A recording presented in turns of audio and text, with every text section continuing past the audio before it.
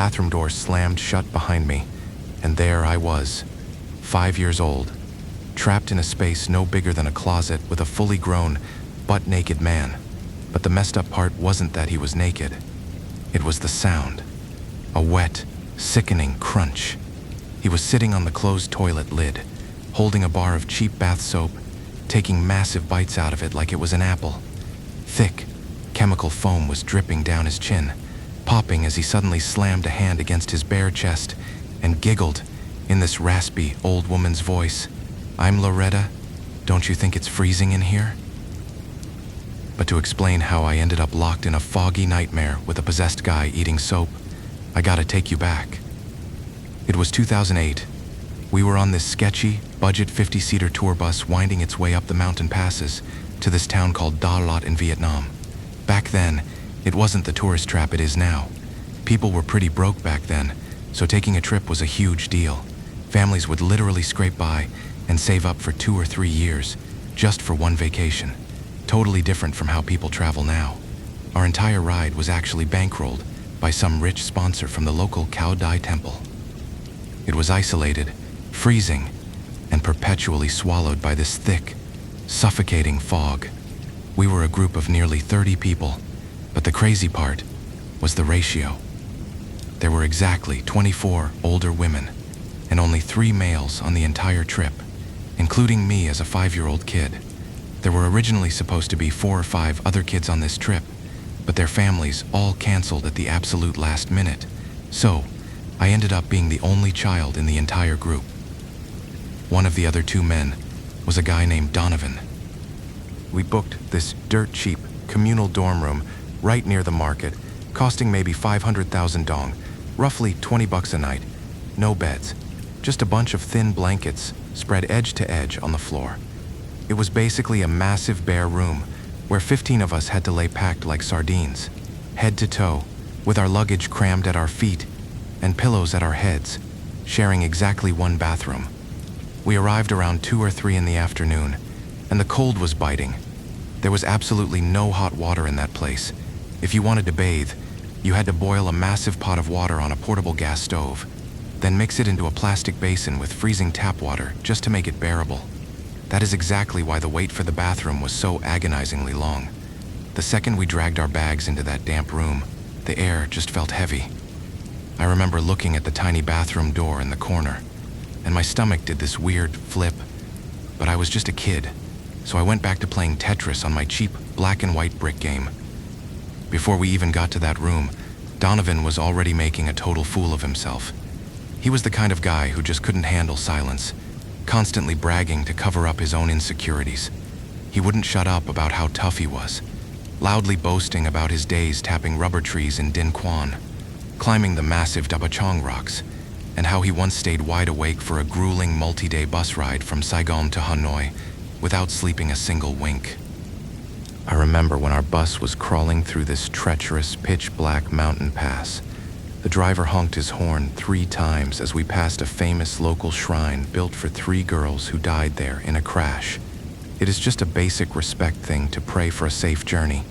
But Donovan actually laughed out loud in the dad quiet bus. He mocked the driver, calling it superstitious garbage and saying those ghosts were probably already reincarnated anyway.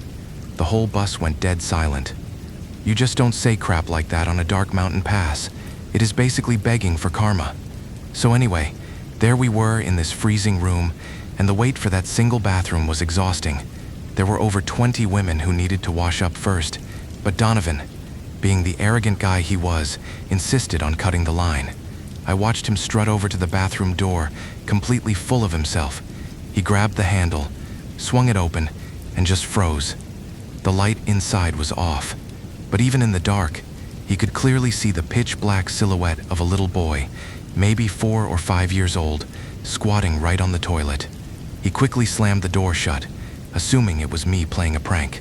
He stomped right over to my mom, his face flushed red, and accused her of telling me to sneak in there and sit on the toilet in the dark to mess with him. Mom looked at him like he was insane. She pointed out that I was sitting right next to her the entire time, literally mashing buttons on my black and white tank shooter game. Donovan just scoffed, muttering some bullshit about how we couldn't scare him anyway, and decided he would rather go smoke on the balcony while the women took their turns. That balcony was an absolute joke. It was maybe 3 feet deep, and the fog outside was so thick it felt like standing in a cloud of white static. I was sitting on the floor near the balcony entrance, so I could hear him out there muttering to himself. According to what he confessed to the older guys later, he was just leaning against the low railing, trying to shake off whatever shadow he saw in the dark bathroom when he felt this little tug on his pant leg. He was wearing these ugly flared pants that were super trendy back then. He glanced down and saw it clear as day, a little kid's arm physically reaching out from inside the room, tugging at his flared pants. The absolute craziest part was that the room right behind him was brightly lit, with about 7 or 8 women actively walking around, getting dressed and doing their makeup. Thinking I was just messing with him, he didn't even say anything, just blindly kicked his leg backward to shoo the arm away, took another drag of his cigarette, and tried to ignore it. A few moments later, he poked his head back inside, angrily asking why I kept calling him. I didn't even look up from my game and told him I didn't say a single word. He scoffed, looking annoyed, and went back out. But then it wasn't just a tug anymore. A freezing, solid hand clamped entirely around his bare ankle, gripping the bone so hard it hurt, and violently yanked his leg backward. He lost his balance instantly. His chest slammed hard against the low railing, and he swore he almost flipped right over the edge into the 3-story drop. It scared the absolute shit out of him. Holy shit, as he was violently scrambling backward to catch his footing, gasping for air with his heart hammering against his ribs, he heard a voice whispering right down by his feet. "Hey, mister, they are calling for you."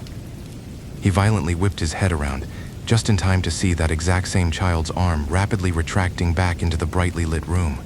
He poked his head in a second time, absolutely furious, pointing a shaking finger at me and threatening to beat me into the ground for pulling his leg.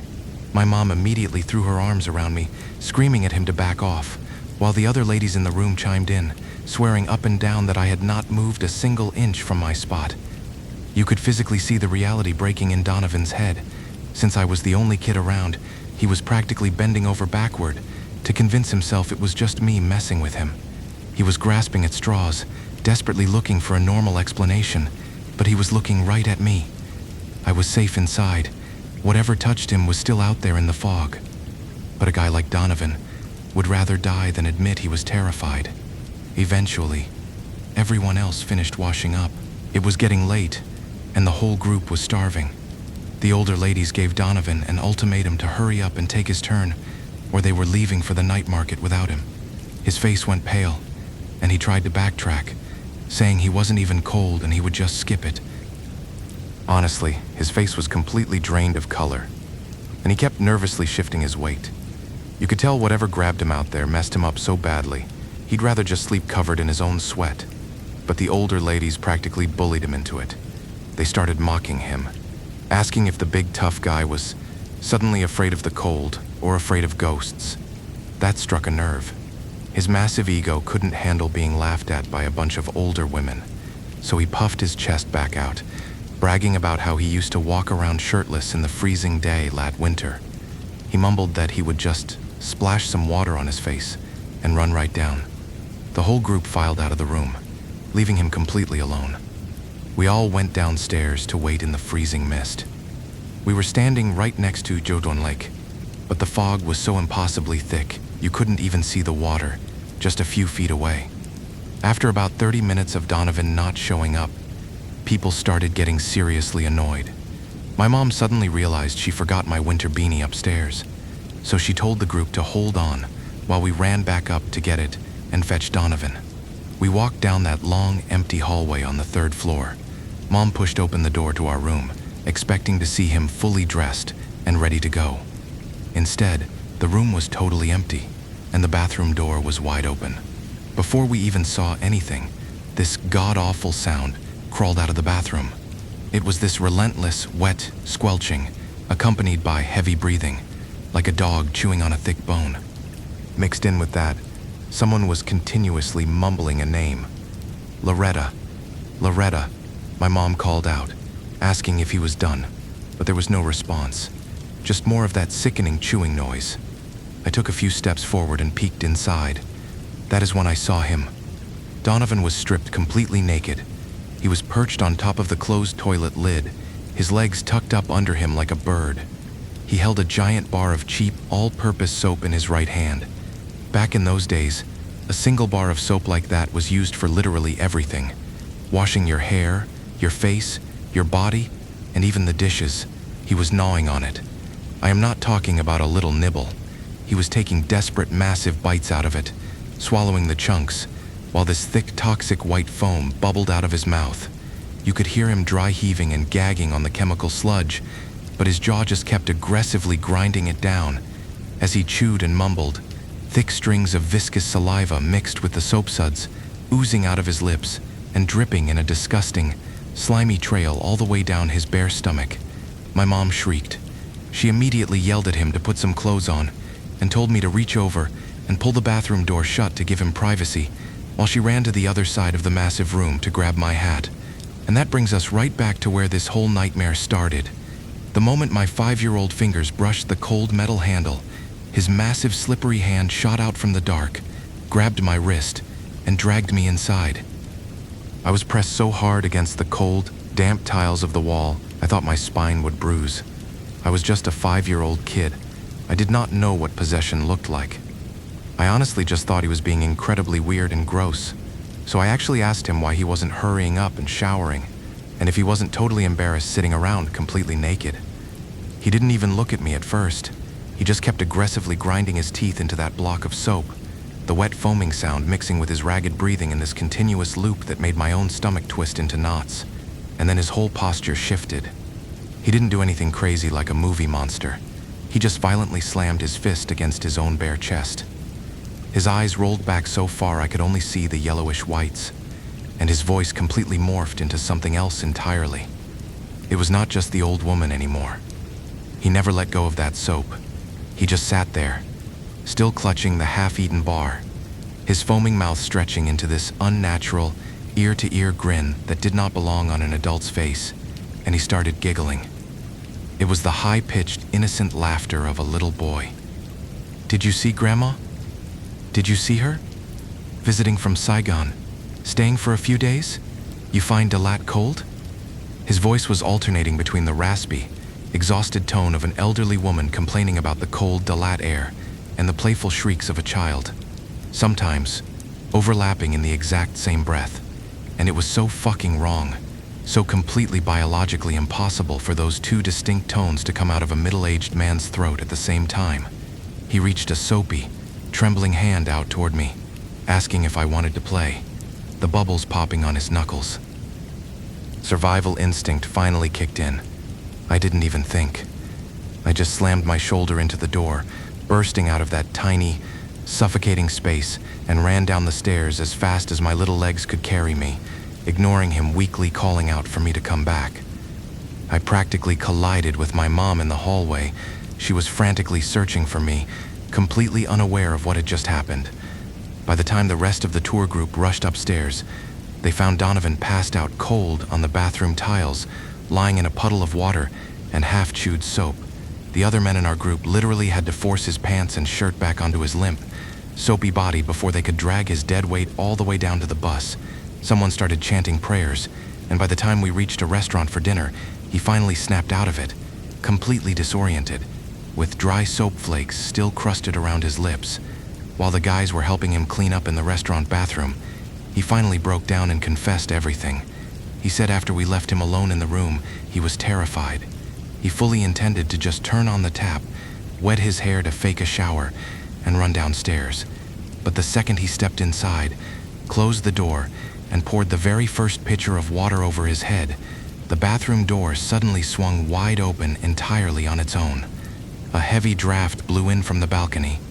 He looked over, and through the thick, swirling fog creeping into the room, he saw two figures standing out there. An old woman in a heavy knitted sweater, and a little boy, completely naked, shivering violently in the cold. He thought it was my mom and me. He actually called out to them, assuming it was us, telling us to go downstairs and wait, because he was just going to pour a few pitchers of water over himself and come right down. But here is the thing. You never, ever talk to things hiding in the fog. by calling out to them, acknowledging they were there, and telling them what to do. He basically unlocked the front door. He invited them right in.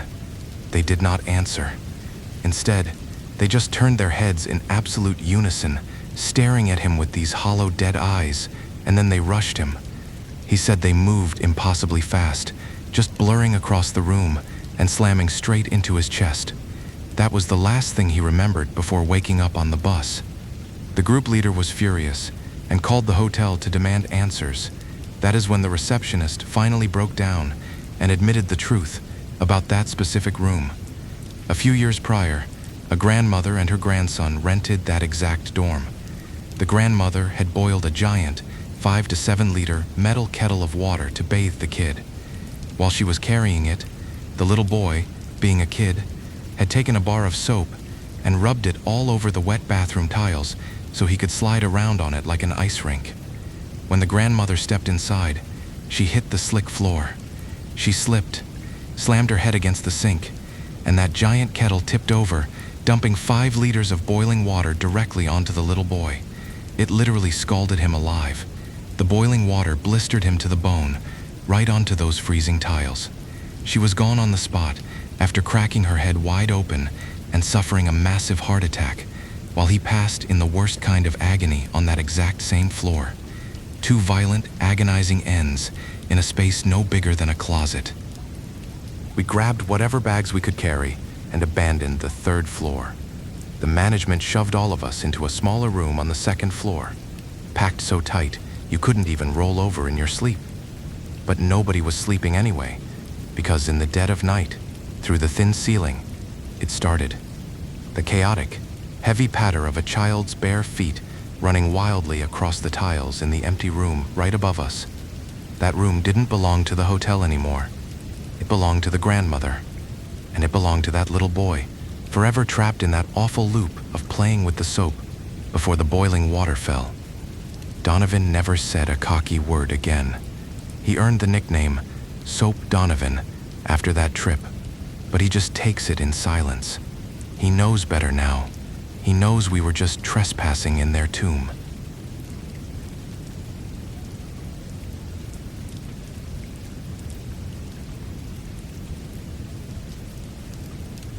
I shoved the heavy wooden door open, expecting to find my 3 friends messing around, but the air inside was completely stagnant, reeking of old concrete and damp mold.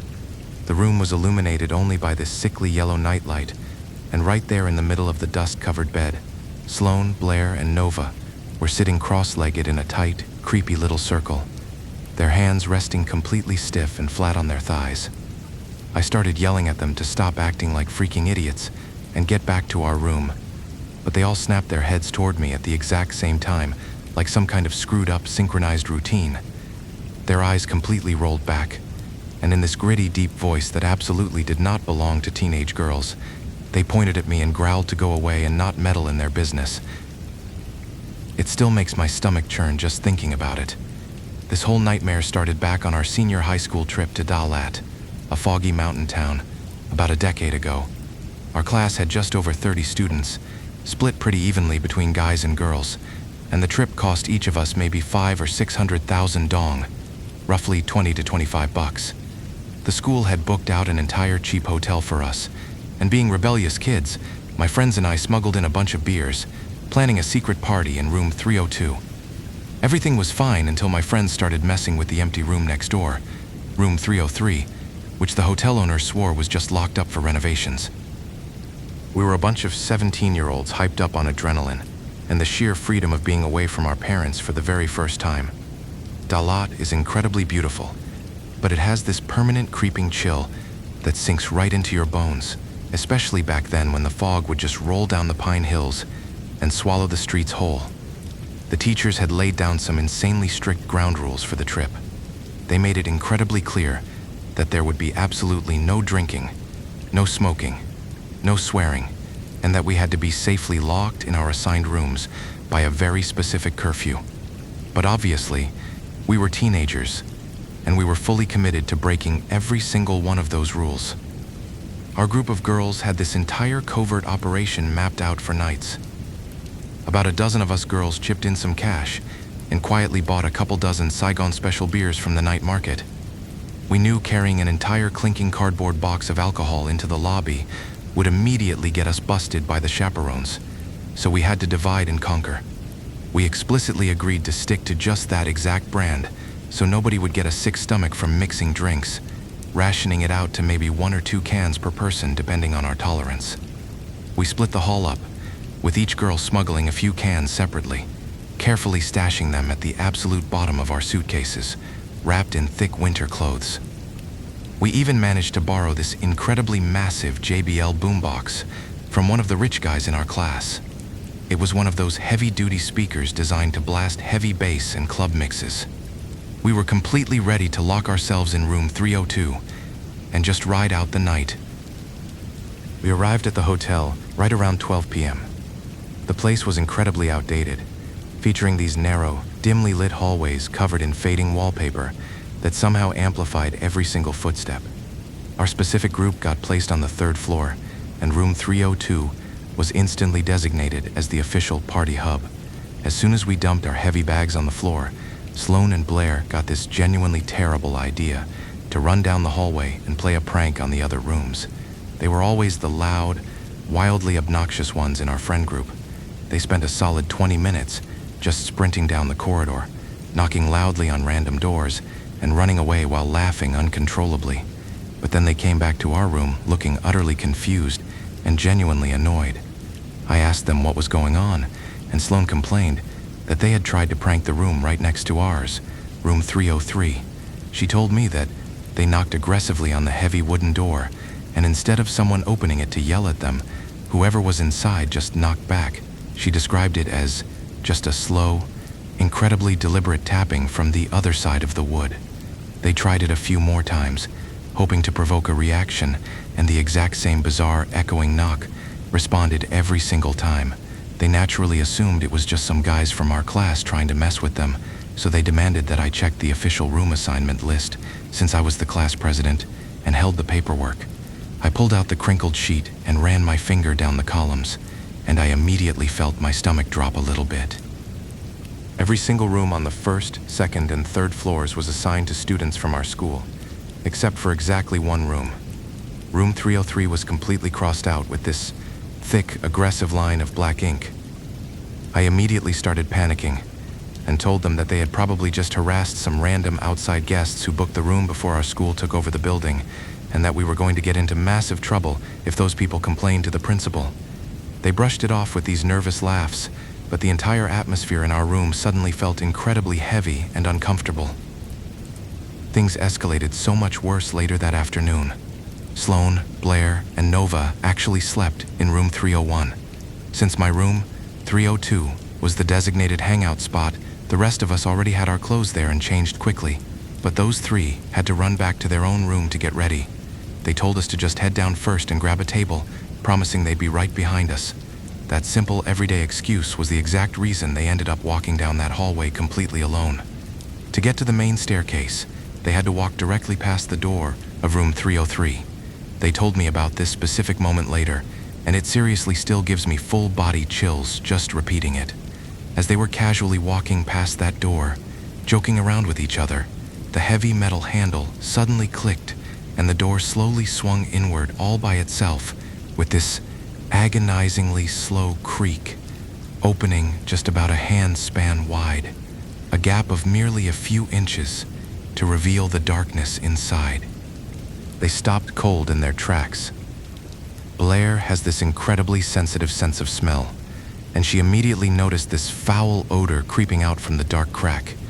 She described it as this overwhelming, suffocating stench of rotting drywall, damp concrete, and a space that had been sealed shut away from fresh air for a very, very long time. They tentatively peeked inside, fully expecting to see some angry adult tourists ready to scold them. The room was pitch black, completely devoid of any natural light, but sitting right there on the edge of the single mattress were 3 distinct figures. One of them was facing the door directly, and the other 2 had their backs turned but were twisting their necks at these extremely unnatural, painful angles to look over their shoulders at the hallway. My friends instantly panicked, assuming they had just been caught red-handed by the older guests they had annoyed earlier. They immediately folded their arms, bowed their heads respectfully, and practically begged for forgiveness, apologizing profusely for the stupid knocking prank. The three dark shadows just slowly nodded in flawless unison. Not a single word was spoken, just a synchronized, robotic nod of acknowledgement. My friends were so rattled that they practically sprinted down the concrete stairs, and right as their feet hit the bottom landing, they heard the heavy door to 303 slam shut violently with an explosive bang that violently shook the entire stairwell. When they frantically told me about the encounter at dinner, I was seriously freaking out. Dalat is deeply notorious for urban legends and dark history, and the terrifying thought of some weird silent men sharing our isolated floor made me feel physically sick. I actually walked right up to our homeroom teacher while she was eating and quietly told her everything that happened, begging to know if we could possibly switch floors. She looked genuinely concerned and immediately called the hotel owner on speakerphone for everyone to hear. The owner completely lost her mind over the phone. She started aggressively yelling, demanding that we stop spreading stupid, malicious ghost rumors that would permanently ruin her local business. She completely swore up and down that room 303 was strictly off limits because she had a crew doing heavy painting and concrete repairs inside, and that she specifically instructed the dusty construction workers to only work in there while the students were out eating, so the loud drilling wouldn't bother anyone. Our teacher looked incredibly relieved, hung up the phone, and basically told me I was being an overly dramatic teenager. I felt like an absolute idiot for believing my friends, and just let the whole situation go. That night, we kicked our highly illegal secret party into high gear. We physically shoved one of the heavy hotel beds right up against the door of room 302 to barricade ourselves inside just in case a teacher came doing late-night rounds. We had over 30 cans of beer, spicy grilled meat skewers, chewy dried squid, local grilled rice paper, and a massive pile of snacks laid out directly on the carpet. We started off with the music on a very low volume, just chilling and whispering. The tight layout of the room meant that we had to sit in a circle, and Sloan, Blair, and Nova ended up sitting on the floor with their backs pressed directly against the shared concrete wall, the exact wall that separated us from room 303. I was sitting adjacent to them, not touching the wall at all. It was getting close to 10 p.m. We were all about half a beer deep, which for a bunch of sheltered high school girls meant we were already feeling buzzed, flushed, and wildly overconfident. We cranked up the JBL speaker, and the heavy bass was literally vibrating the floorboards beneath our bare feet. But suddenly, Sloan leaned over to me with this incredibly irritated, almost aggressive look on her face. She complained loudly that the annoying guys next door were being totally unreasonable and kept aggressively pounding their fists on the wall, demanding that we turn our music down, even threatening to come over and beat us up if we didn't shut it off. I stared at her like she was completely losing her mind. I firmly reminded her that the room was totally empty, that the imaginary construction workers would have gone home to their families hours ago. I physically pressed my own ear firmly against the cold plaster and strained to listen, but I heard absolutely nothing. Just the lifeless, suffocating silence of an empty hotel vibrating with our own music. But the cheap alcohol was clearly making Sloan bold and incredibly agitated. She finally snapped, violently slamming her own fist against the concrete wall in retaliation, loudly complaining that she was absolutely not going to sit there and let some random jerks ruin our one night of freedom. Before I could even grab her arm, she stood up, forcefully shoved the heavy bed away from our door, and stomped out into the freezing hallway to aggressively confront whoever was making noise in room 303. We just sat there on the floor waiting for her to come back. 5 minutes passed, then 10 minutes, then 15 agonizing minutes. She did not return. My palms were actually starting to sweat, and I practically begged Blair to go out and check on her. That was the exact moment Blair looked at me, her face completely pale, and confessed that she had actually been hearing the heavy echoing knocks through the wall this entire time too. Under normal circumstances, you wouldn't hear a single thing. But because the girls had the backs of their heads pressed directly against the wall, the dense cement acted as a perfect acoustic conductor, carrying the sound waves from whatever was in 303 straight into their ears. She had just been too scared to say anything while Sloane was yelling. Blair slipped out into the silent hallway, carefully closing the door behind her. Another 15 minutes went by in total silence. Then I turned to Nova. She practically whispered that she had also been hearing the exact same muffled, raspy voices transmitting straight through the solid concrete directly into the back of her skull. Unable to handle the suspense anymore, Nova grew frustrated and marched out to find both of them. And again, another agonizing 15 minutes of absolute nothingness. Nearly an entire hour had passed, and my 3 best friends were just completely gone. My heart was pounding so violently against my ribs that I could literally feel it in my throat. Being the class president, I knew with absolute certainty that the teachers would hold me personally responsible if 3 teenage girls went missing on my watch in a strange city. I finally built up the courage, pushed the heavy mattress aside, and stepped out into the freezing, dimly lit corridor. I barely even got my foot near the frame of 303 when the heavy metal handle gave this sharp, echoing click, and the door just started gliding inward all on its own, dragging out this agonizingly slow, grinding creak that literally sounded like rusty metal scraping right against the inside of my skull, while my nervous system just completely crashed. I cautiously stepped inside the threshold, and I couldn't even process what the hell I was looking at. There were no wet paint cans. There was no metal scaffolding. There was absolutely zero sign of any recent construction work anywhere. The stagnant air was incredibly thick with this suffocating layer of gray dust that coated every single piece of broken furniture. It looked exactly like a tomb that nobody had stepped foot in for over a decade.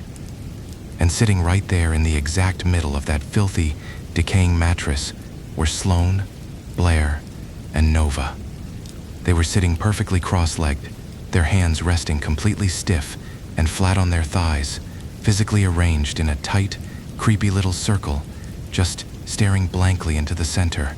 Holy shit, it scared the absolute crap out of me. My stomach dropped so hard, I thought I was gonna throw up, but adrenaline took over, and I just aggressively hissed at them to stop acting like freaking psychopaths and get out of this disgusting room right now before I told the teachers. That was exactly when all 3 of them lifted their heads. The girl facing me stared directly into my eyes with a hollow gaze, while the other 2 slowly rotated their necks backwards in this sickeningly twisted way that a human neck just shouldn't bend. Their pale faces were just completely blank, like looking at a wax figure. They slowly raised their thin arms, pointing their stiff fingers squarely at my chest, and then, from their innocent mouths, came that voice, "Get out. Mind your own fucking business." But it absolutely was not them speaking. It was this terrifyingly unified, guttural, masculine growl overlapping perfectly from 3 different teenage throats. It sounded exactly like exhausted old men with wet dirt trapped in their lungs. I was completely paralyzed, absolutely terrified out of my goddamn mind. But then, the absolute second they finished spitting out that threat, their heads violently snapped right back to their original forward-facing positions, and suddenly, heavy tears just started violently streaming down their pale cheeks. Their expressions rapidly morphed into just absolute, raw panic, but their physical bodies remained entirely stiff, anchored to the bed like concrete statues. Through their pathetic sobbing, they did not move their jaws even a millimeter, but I could clearly hear their internal voices begging me to help them. They desperately pleaded for me to run and get the adults, because the 3 men in the room were keeping them completely trapped in that twisted position. They sobbed that their arms and legs were totally stiff, paralyzed by some unseen force that wouldn't let them move a single inch. They were entirely trapped inside their own paralyzed meat suits. I absolutely lost my mind. I screamed at the absolute top of my lungs, bolted backward out of that cursed room, and sprinted recklessly down the hallway, aggressively hammering my fists on every single door until the teachers woke up in a panic. A chaotic mob of confused students and terrified staff flooded the narrow corridor. A couple of the male teachers bravely rushed into room 303, and by that exact point, My 3 friends had completely collapsed backward onto the dusty mattress. They were laying perfectly flat on their backs, perfectly straight, with their pale hands neatly folded over their stomachs exactly like corpses prepared for a casket. Their eyes were violently squeezed shut, and they were completely unresponsive to screaming and shaking. The teachers actually had to physically pick them up by their shoulders and knees, struggling under their limp weight. The most terrifying physical detail happened the exact millisecond they were awkwardly carried past the wooden door frame and into the safety of the hallway. It was exactly like crossing an invisible, magical barrier. The very moment their hanging limbs cleared the boundary of the room, they all simultaneously gasped for massive amounts of air and violently woke up, instantly sobbing hysterically like actual newborn infants. These were 17-year-old high school seniors, wailing in absolute primal terror, and the panic was so incredibly contagious that I completely broke down and started violently sobbing right alongside them. It was this primal, traumatic wailing that I know for a fact I will never forget for the rest of my life. The situation was so severe that our homeroom teacher didn't even risk keeping us in that building. She immediately packed her bags, paid completely out of pocket, to rent a room at a different hotel right next door, and physically escorted the 4 of us over there to sleep with her just to guarantee our absolute safety. We spent the rest of that horrible night huddled tightly together on those new hotel beds, way too petrified to even close our eyes or speak a single word. It wasn't until the sun finally came up and we were sitting in a crowded breakfast diner that they could finally stop shaking enough to form coherent sentences, and their individual stories matched up far too perfectly. When Sloane first aggressively walked into the room to complain about the noise, she saw 3 strange, incredibly emaciated men sitting quietly on the bed. They physically beckoned her with their bony fingers to come closer and rasped, "Come in here. Let me tell you something." The exact moment she stepped inside the room, her vision went black. Blair and Nova experienced the exact same supernatural trap when they went looking for her, but the truly horrifying detail was what they actually saw while their bodies were sitting paralyzed in that twisted triangle on the bed. Sloane told us she couldn't see Blair or Nova sitting across from her at all. She only saw 2 of the horrifying men staring back at her. Blair only saw 2 men. Nova only saw 2 men. They were brutally forced to look directly at these entities that heavily resembled mummified corpses. They vividly described them as wearing normal, outdated winter clothes, but their faces were completely sunken in, their glassy eyes bulging out of their sockets, and their leathery skin stretched tight over their sharp bones exactly like they had been rotting inside a sealed wooden coffin for several months. 3 distinctly different lifeless faces for 3 different teenage girls. It was exactly 3 lingering spirits claiming 3 physical bodies. I was simply the 4th girl, the odd one out, the extra vessel they didn't have a soul for. That was the only reason I wasn't dragged into that paralyzed triangle with them. Later on, the grim reality of that place finally came out. Sometime in the late 1990s, 3 guys rented that exact room. It was a freezing winter, so they brought a charcoal stove inside and sealed the windows. Burning a charcoal stove in a completely sealed room isn't just a stupid fire hazard.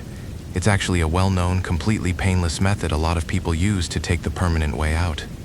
You literally just fall asleep and quietly cross over without feeling a single thing. We will never truly know if those 3 backpackers just made a tragic mistake trying to survive the mountain cold, or if they intentionally planned to end their lives together in that tight space. But either way, their bodies laid stiff on that bed until morning after they quietly succumbed to carbon monoxide poisoning. You have to understand the real estate market in Dalat. Owning a hotel property right in the center or even on the outskirts is an absolute gold mine. If a place ever goes up for sale, even at a slight discount, it gets snatched up instantly. It's a massive family fortune, and nobody in their right mind would ever just abandon a fortune over a few angry ghosts. The hotel owner knew all about the tragic accident, but covered it up to protect their precious tourist revenue, literally just slapping an "under construction" excuse over a tomb. We got sent home and ended up getting severely disciplined by the school for sneaking in the alcohol.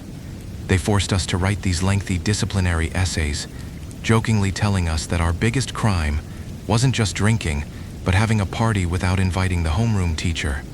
But honestly, the punishment meant nothing to me, because I know for a fact that hotel is still operating right now, taking reservations every single day. And those 3 shriveled men are still sitting in that dark room, just waiting for the next group of loud kids to lean against their wall.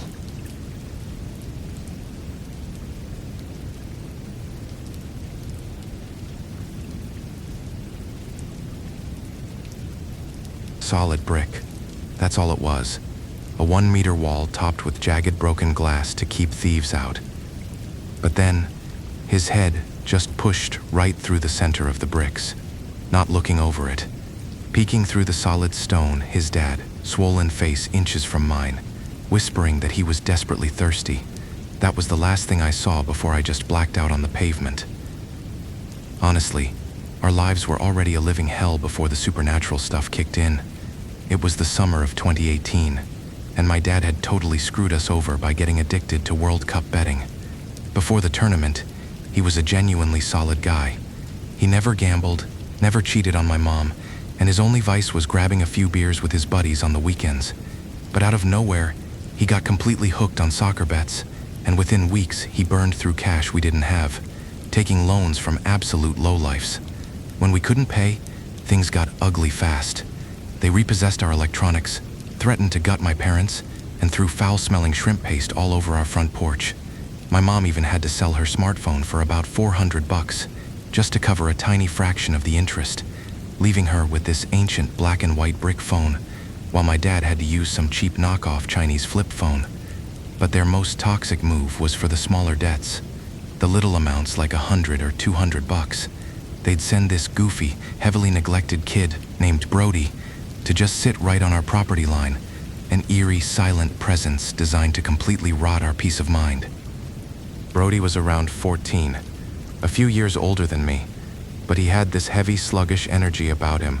His face was always dark and puffy, with these bulging eyes and a mouth that just hung open like a stale steamed bun. I guess he was a bit slow, and the local thugs just used him as a pawn. But the thing about Brody was that he had this terrible habit of skimming off the top of whatever he collected. If he managed to squeeze $15 out of someone, he'd keep like $2 or $3 to go play PC games at the internet cafe or buy junk food. His mom beat the absolute crap out of him for it constantly, which made him absolutely terrified of going home empty-handed. His whole game was just messing with our heads. My mom ran a small goods stall at the local outdoor market. Brody would show up there right at the crack of dawn before she even had her first customer. He didn't yell or break things. He just sat right next to her stall, resting his chin on his hands, and stared. In my mom's line of work, having someone camp out like that before your first sale is the ultimate jinx. Customers would see this creepy kid staring blankly and just walk right past us. He'd sit there for 3 or 4 hours in total silence. Then he'd take his routine to our house. Late in the afternoon, he'd plant himself right in the dirt outside our front gate, crossing his legs and playing on his cheap phone. Around 6 p.m. when my family sat down for dinner, the whining would start. He'd just sit out there in the dark, constantly whining at my parents to give him the money so he could go home. My dad tried telling him we were completely broke, but Brody would just beg for $10 or $20, saying his mom wouldn't let him inside the house unless he brought something back. That tiny amount never even touched the principal debt. It just fed the endless interest. If my parents ignored him, he'd take it to the extreme. He'd literally pee on our front step at 2 a.m., lay down in it, and fall asleep. A couple of hours later, he'd wake up crying, begging for money so he could go home because the mosquitoes were biting him. It drove my parents completely insane. My mom eventually had to start begging our neighbors for $5 or $10 just to hand it to him so he'd finally leave us alone. Then came the weekend that changed everything. One Saturday morning, Brody didn't show up at the market. Without his creepy presence cursing the stall, my mom actually made a decent profit for once. Late that afternoon, Brody finally wandered over to her stall and sat down in his usual spot. My mom couldn't take the mental drain anymore, so she just handed him about $15 right out of her fresh earnings. He took the cash and wandered off around 7 p.m. We had no idea that because Brody was so slow and careless, he walked straight into a busy intersection on his way home without looking. Right around 8 or 8:30 p.m., a massive cargo truck hit him head-on. But like I said, we didn't know that yet. My parents were just relieved he was gone, so they took me out to a local arcade to celebrate making some money, letting me play in the ball pit, paint little plaster statues, and ride the bumper cars. We had a great time and headed back home on my dad's scooter around 9 p.m. That was barely 30 to 45 minutes after the accident. Our street is always pitch black at night, with only this massive, overgrown cherry tree providing any kind of cover near our front gate. Because I was only 9 at the time and pretty small, I was sitting at the very front of the scooter, resting my crossed arms right on the speedometer between my dad's arms. As the headlight swept across the dark street, I saw a figure leaning casually against the trunk of the cherry tree with his legs crossed. I pointed and asked my dad who was standing out there in the dark. My parents both squinted into the shadows, but told me I was just tired and seeing things. But as the scooter rolled closer, the figure slowly turned his head toward us. It was Brody. His face looked exactly the same, puffy and sullen, but there was this overwhelming, crushing sadness in his eyes that I had never seen before. My parents parked and started unlocking the metal gate, completely oblivious to the teenager standing barely 10 feet away from them. I just stood there frozen until Brody finally spoke up. "Quinn, tell your mom to pay my mom so I can go home. I can't see the way home anymore." I was so confused because I explicitly remembered my mom handing him money earlier that evening. I turned to my mom and asked, "Wait, I thought you already paid him earlier? Why is he still standing out here asking for money?" My mom looked at me like I was losing my mind, insisting she had given him the cash hours ago and told me to stop playing stupid games.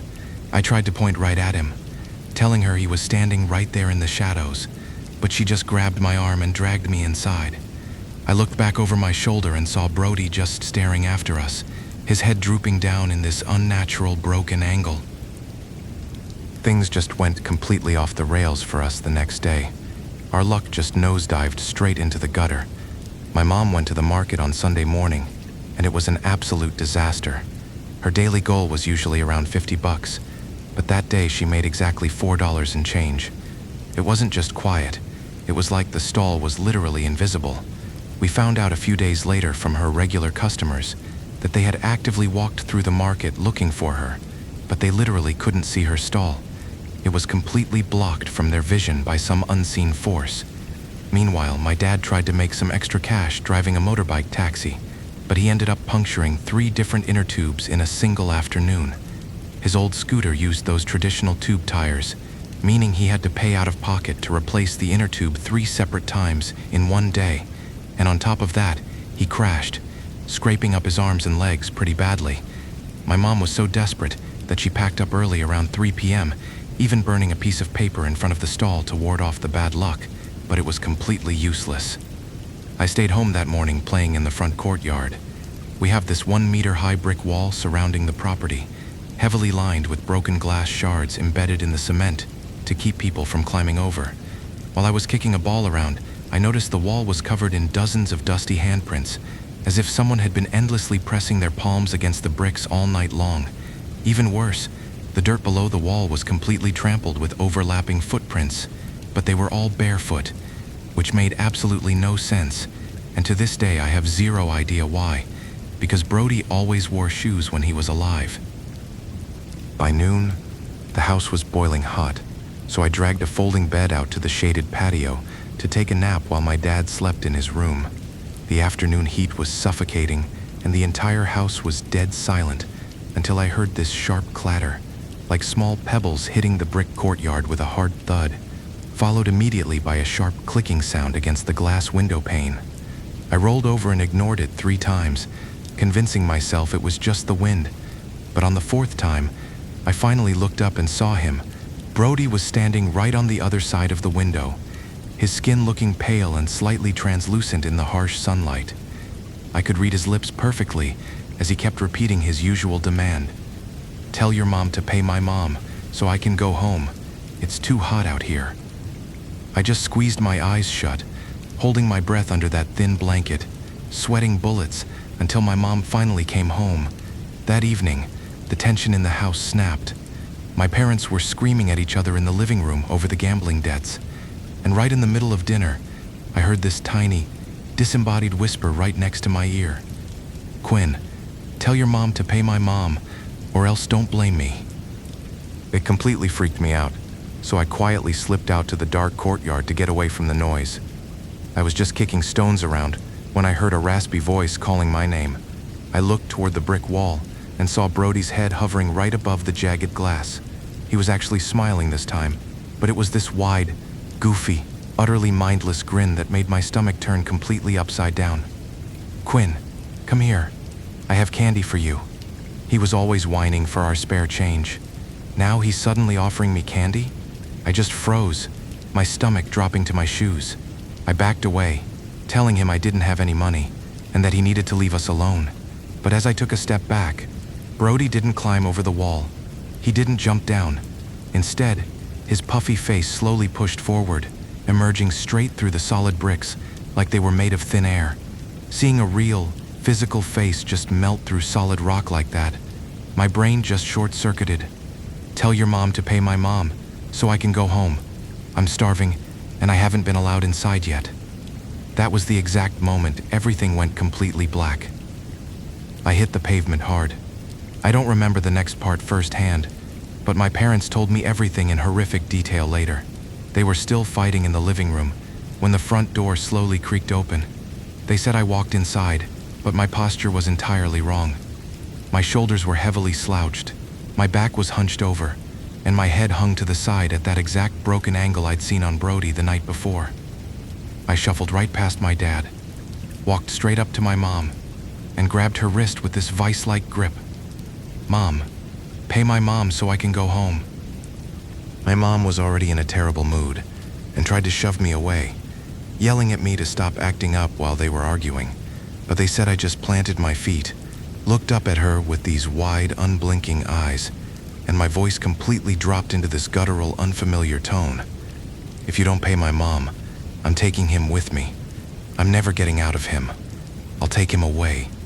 Before they could even react, I threw my own body backward and aggressively slammed my forehead into the sharp wooden edge of the door frame. I did it over and over again, just bashing my skull against the wood with absolute brutal force until I literally busted my forehead wide open. The red stuff was just pouring out of this gnarly gash, completely covering my face, but I didn't even flinch. Because my parents were so heated from their argument, it actually took them a few seconds to register what was happening. They honestly thought I was just throwing a massive, violent tantrum, but once they saw the blood and the unblinking, dead look in my eyes, they finally realized I was possessed. My dad finally snapped out of his shock and tackled me to the floor, pinning my arms down while I thrashed around with unnatural strength. He was completely panicking, screaming Brody's name, shaking me and yelling, "What the fuck do you want? Brody? Is that fucking you, Brody?" But the thing wearing my face didn't answer him at all. It completely ignored his questions, maintaining this dead, silent stare as it just fought to get my head free so I could hit the wood again. My mom completely broke down sobbing, dropping to her knees and begging the entity to stop hurting her little boy. She promised she'd pay the debt first thing in the morning. She promised she'd buy huge plates of food, sweet cakes, and fruit, and bring them straight to the intersection where he usually hung out, acknowledging that he'd been starving for 2 days. The moment she promised to feed him, my body just went entirely rigid. A massive, invisible force violently yanked my torso backward, nearly snapping my spine, and then I just collapsed like a puppet with cut strings. I ended up bedridden with a severe fever for almost 4 days after that. When I finally opened my eyes, the first thing I mumbled to my horrified parents was that Brody could walk through walls. But my mom already knew something was terribly wrong. That very next morning, which was Monday, after I got possessed, she had gathered the cash and gone straight to Brody's house to pay off his mother, only to find a funeral going on. That was when she found out Brody had been hit by a truck on Saturday night, and they just buried him that morning. We paid the debt. My mom bought a ton of food and offerings, taking it all to the exact spot on the asphalt where the truck hit him. We finally understood why he was so desperate. When he first appeared under the cherry tree that night, he probably didn't even realize he was dead yet. He was just mindlessly repeating his daily routine because he spent more time sitting outside our house than his own. But by the time he possessed me, he knew. He was starving and trapped because his own mother never bothered to go out to the intersection to offer him food or call his soul back home. My dad completely quit his gambling habit after seeing his own kid get hijacked like a flesh puppet. Life went back to normal. But here is the sick part that keeps me up at night. Brody didn't haunt us because he hated us. He haunted us because sitting in front of my house, whining for money, was just his routine. It was all he knew. It makes you wonder how many ghosts are just out there, trapped in a loop, endlessly repeating their pathetic, miserable little chores because nobody told them they were dead. And every time I look in the mirror, I trace this permanent, half-inch jagged scar right on my forehead where he forced me to smash my own skull, and I'm reminded that some of those ghosts can still reach right out and touch you.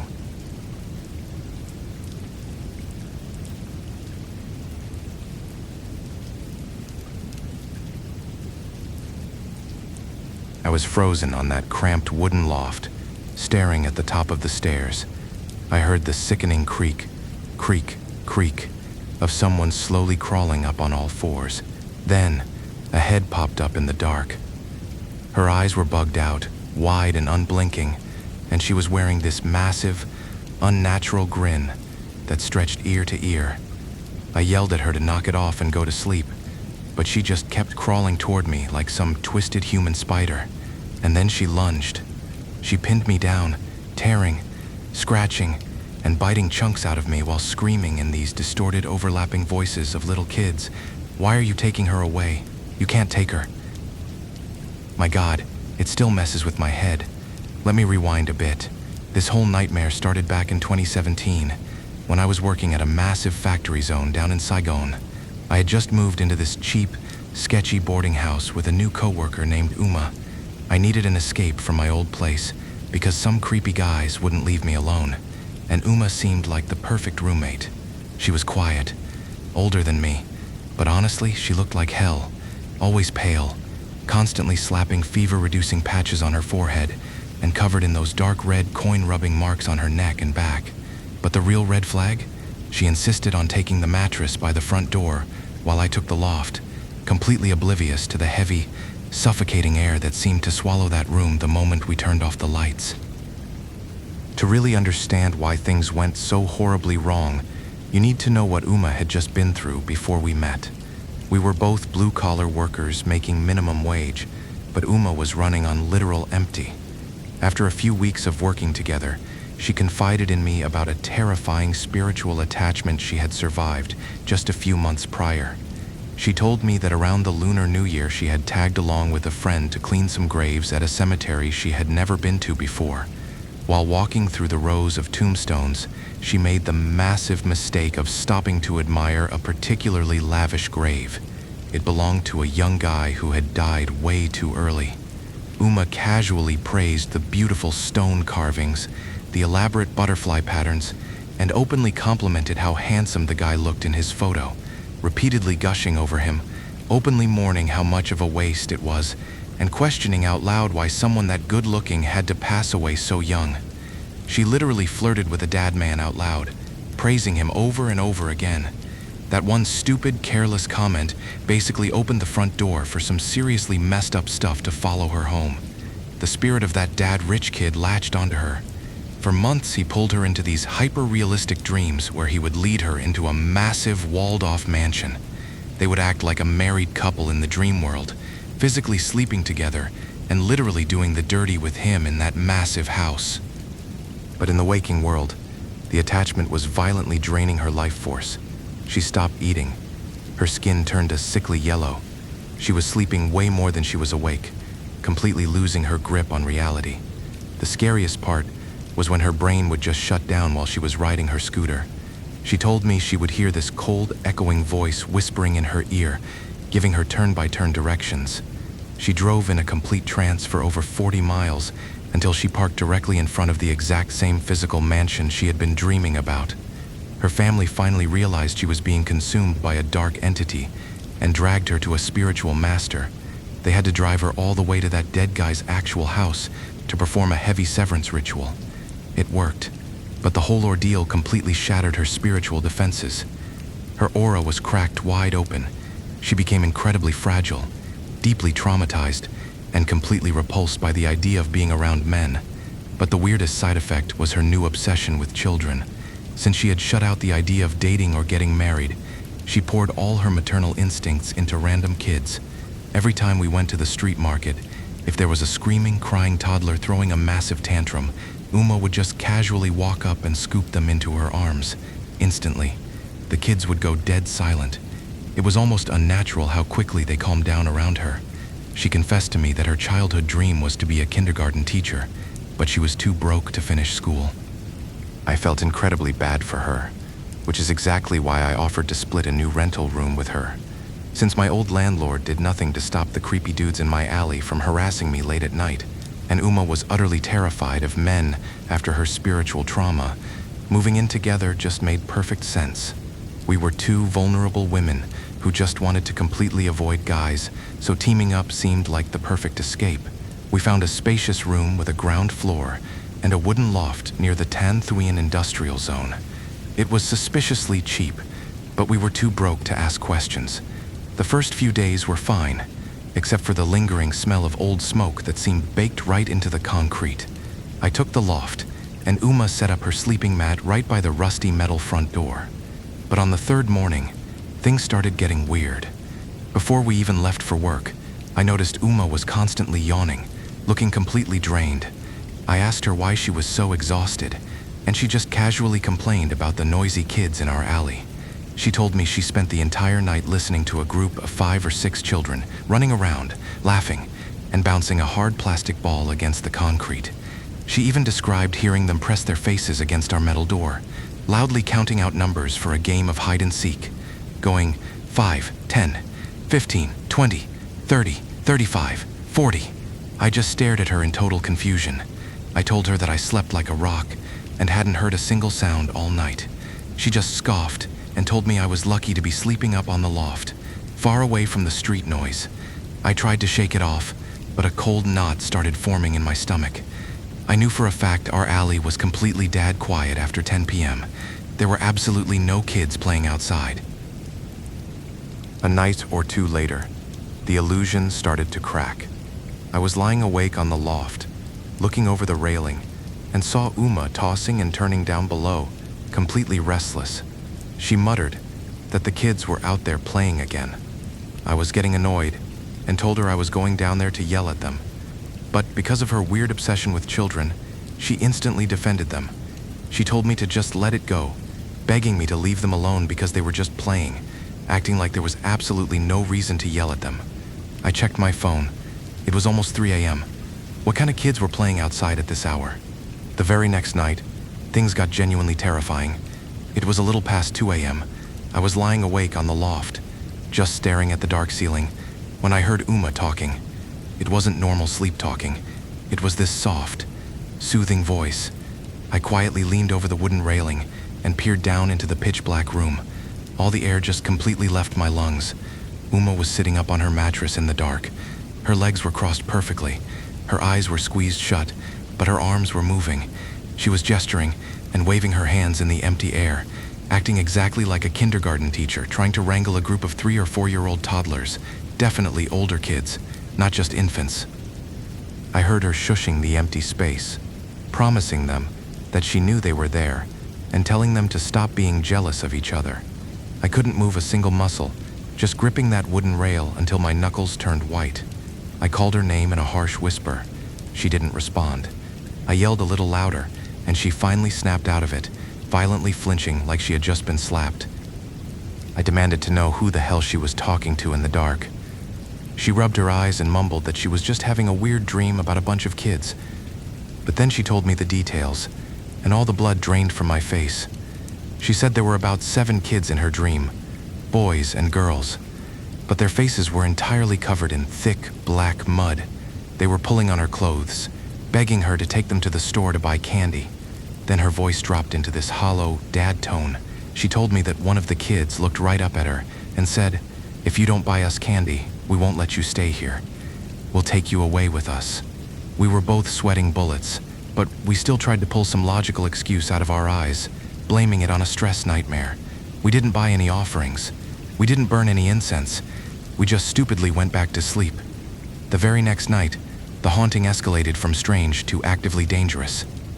It was around 3 a.m. The room was suffocatingly quiet until I heard the heavy, metallic clanking of the padlock on our front door. The sound of the rusty gears grinding together was incredibly loud in the dead of night. I bolted upright on my mattress. I looked over the loft railing and saw Uma standing by the door. She was fumbling with the heavy latch in the dark. I urgently hissed at her, asking where she was going at this hour. She answered me, but her voice sounded distant, almost like she was speaking from underwater. She muttered that the kids were outside crying for help.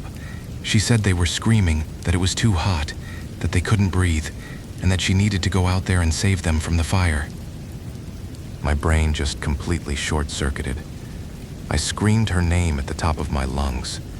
I yelled that there were no kids outside and demanded she step away from the door. She jolted awake, looking at her own hands on the lock in total confusion.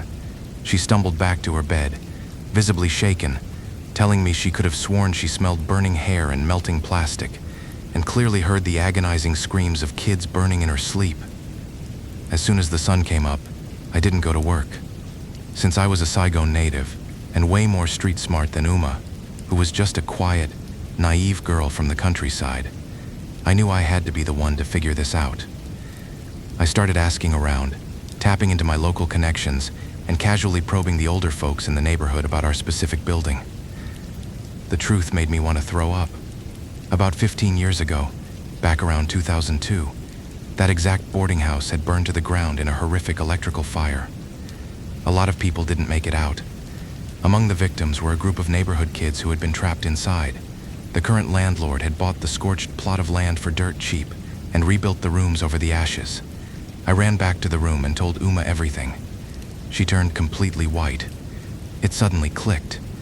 Her being so spiritually drained after dealing with that ghost guy basically turned her into a giant magnet for these dead kids. They desperately wanted a mom, and they had zeroed right in on her. We made the desperate decision to move out immediately, but it was already late afternoon. We had too much heavy furniture, a gas stove, a mattress, and a wardrobe. There was no physical way for just the two of us to move everything in the dark. I called some guys from the factory, and they agreed to come with a truck at 6 a.m. the next morning. We just had to survive one last night. We locked the door, kept the lights off to save electricity, and just prayed for dawn. I was lying rigid on my loft, staring at the shadows, listening to Uma's uneven breathing down below. Then, the silence was broken. I heard a soft rustling sound. Then the wooden stairs of the loft began to groan. Creak, creak, creak. It was the heavy, deliberate sound of hands and knees dragging up the steps. I held my breath and turned my head. That was when her face popped up over the edge of the floorboards. Uma was staring directly at me. Her eyes were bulging out of their sockets, completely unblinking, and her mouth was stretched into this horrifying, unnatural smile. My jaw just locked up, and I was stuttering like an absolute idiot, just stammering and telling her to go back downstairs and go to sleep. I even desperately tried to use everyday logic to snap her out of it, pleading with her that the guys from the factory were coming at dawn to help us move, and begging her to realize we needed sleep so we'd actually have the energy to pack up our stuff. She didn't listen. She crawled closer, inch by inch, crawling on all fours like an insect, maintaining that horrific dead grin. The moment she got within arm's reach, she completely lost her mind. She threw herself onto my chest, pinning me down, but she didn't fight like a grown woman. She fought like a feral child. She was wildly slapping my face, clawing at my neck, and sinking her teeth into my arms. I felt my skin break and blood start pooling on my skin. She had me pinned down, just wailing on me for a solid minute or two. I shrieked at the top of my lungs, frantically demanding to know what the fuck was wrong with her, but the sounds coming out of her mouth weren't hers anymore. It was a chorus of children, several distinct, high-pitched voices, both boys and girls, all screaming over each other through Uma's throat. "Who the fuck said you could wake her up?" they shrieked, their voices dripping with pure childish rage. "You dumb bitch. Don't you fucking take her. She stays with us. She's ours. I had my arms wrapped around my head, just trying to shield myself from the biting and scratching. We struggled violently like that before I finally managed to wrench myself out of her grip. I scrambled backward and practically threw myself down the stairs to the ground floor. I looked back up at the loft, completely expecting her to chase me down. But she didn't. She was stuck. Because toddlers know how to climb upstairs, but they are absolutely terrified of climbing back down. Uma was standing at the edge of the loft, looking down at me. She was hunched over, her hands planted firmly on her hips in this bizarre, childish tantrum pose. The overlapping voices kept echoing down at me, spitting venom, screaming, "You stupid bitch. Don't you fucking dare take our sister away. You leave her right the fuck here." I didn't wait around. I unlatched the front door, bolted out into the dark alley, and started violently hammering on my neighbor's door, screaming for help. A married couple and their kids living next door rushed out, totally panicked. They followed me back into my room, but the screaming from the loft had stopped. We found Uma lying in a crumpled heap at the bottom of the wooden stairs. She had tried to follow me, but the clumsy toddler spirits possessing her had sent her tumbling headfirst over the edge. She was just lying there on the ground, completely still. It wasn't until the neighbors and I rushed over, frantically shaking her and calling her name, that she finally snapped out of it and jolted awake. She was just groaning in absolute agony, her whole body hurting like hell and covered in severe bruises. Miraculously, she didn't break any bones. We dragged her into the neighbor's room and waited out the last few hours of the night in pure terror. I told the neighbors everything, and they were completely shocked. They had lived in that exact room for 3 years with their own kids and had never experienced a single supernatural event. The spirits hadn't cared about them. They only cared about the frail, lonely woman whose spiritual walls had already been torn down by a dead man. We packed up everything at dawn and practically ran out of there. Uma was bedridden for almost a week with a severe fever, but eventually, she recovered. It's been almost 10 years now, and the two of us are actually still incredibly close friends to this day. She's married, has kids of her own, and she completely got her glow back. She's filled out now, easily weighing a healthy 60-something kilos, looking nicely chubby, and whatever shattered aura she had from her past trauma seems to have healed. We still talk about it sometimes, though we try not to dwell on it. But here is the thing that really gets under my skin. That boarding house, it didn't get torn down. It's still operating right now. And I can't help but wonder about the poor factory worker currently sleeping on that ground floor, completely unaware of the burned kids waiting by the door.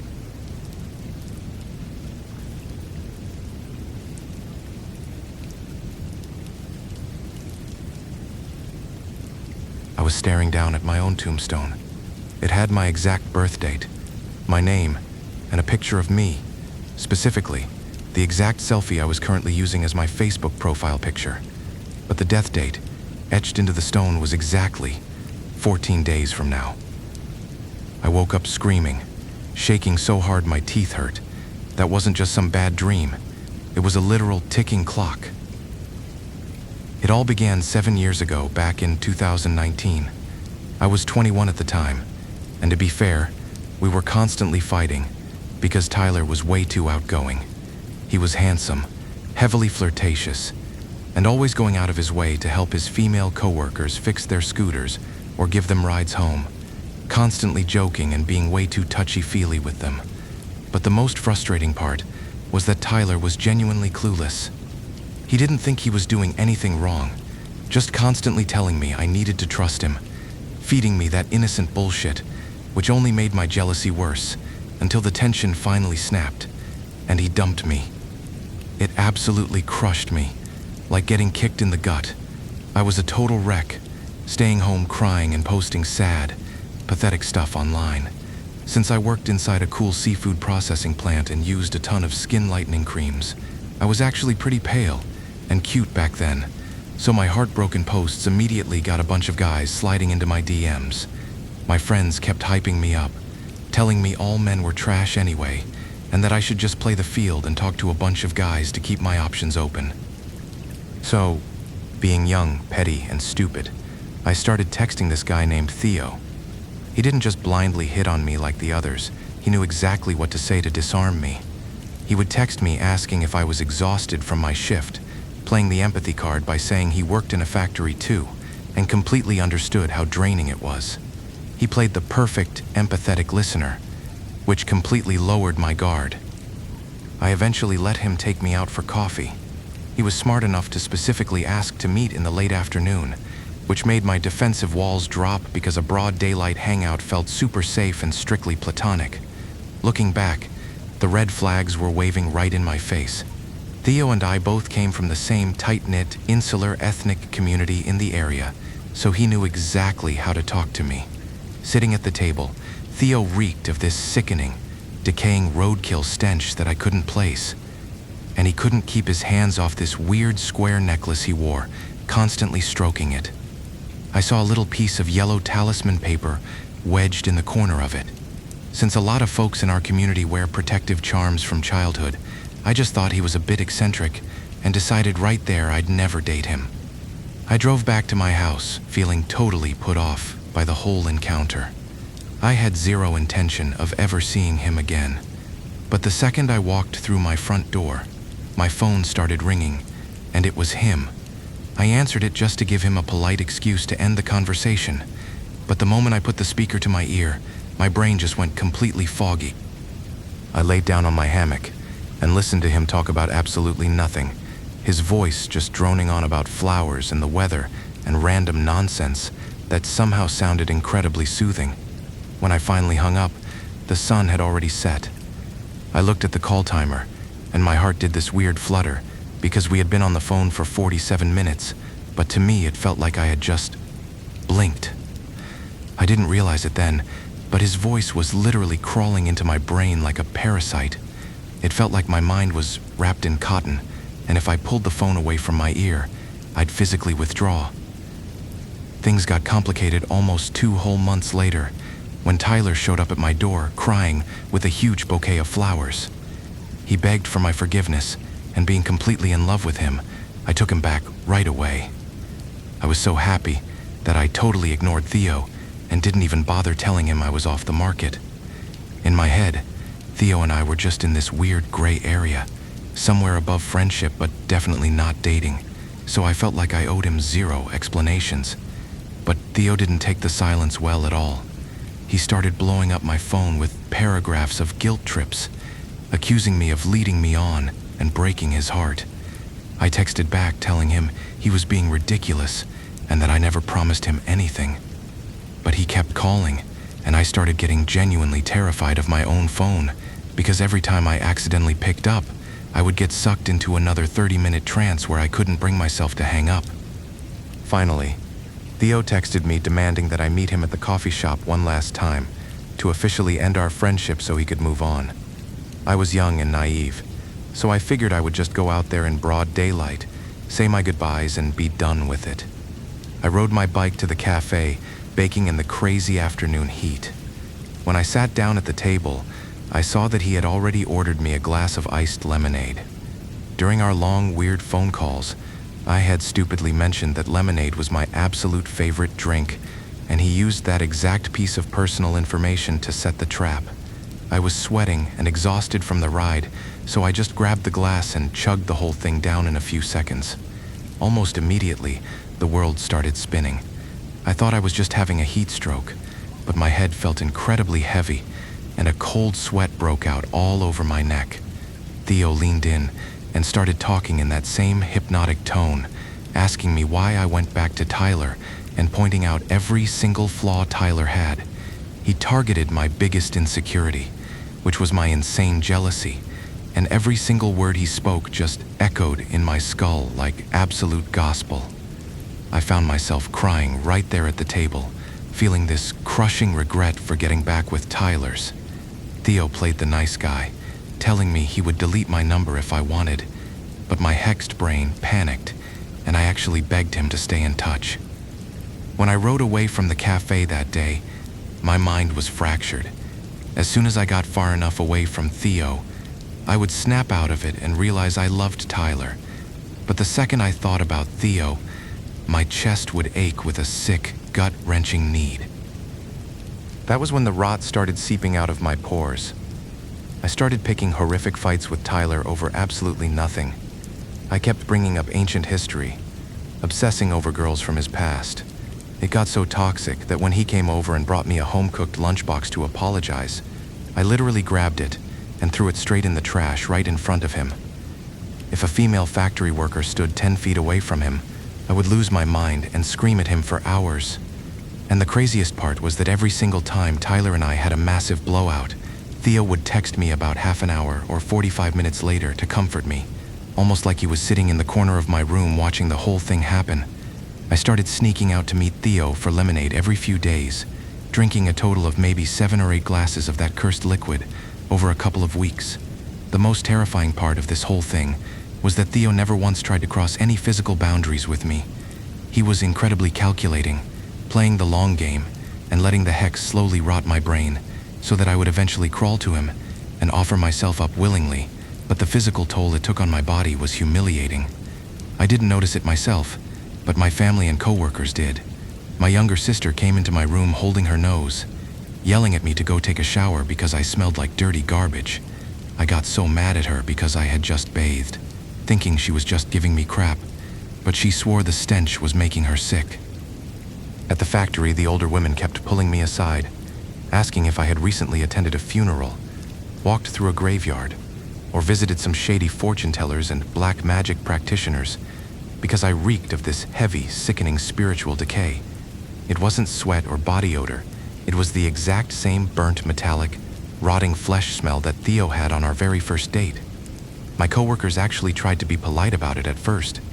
People around here usually just suffer in silence to avoid conflict, so they stood next to me on the line gagging for days. But eventually, they couldn't endure it anymore. They started texting me privately, begging me to wear perfume, and when that didn't work, they finally complained to the floor manager because standing next to me was literally making them sick. The hex was getting heavier, wrapping around my throat while I slept. That is when the dreams started. For 3 nights in a row, I dreamt of an older woman with a deeply lined face. Even in the dream, I knew she was some kind of black magic witch. She grabbed my wrist with these freezing cold fingers and dragged me to the back of my house, pointing straight at that tombstone with my Facebook picture on it. "This is your new house," she whispered, her voice scraping against my eardrums like sandpaper. "You move in on this exact day." I begged her for my life in our old world dialect, crying and asking how I could fix it.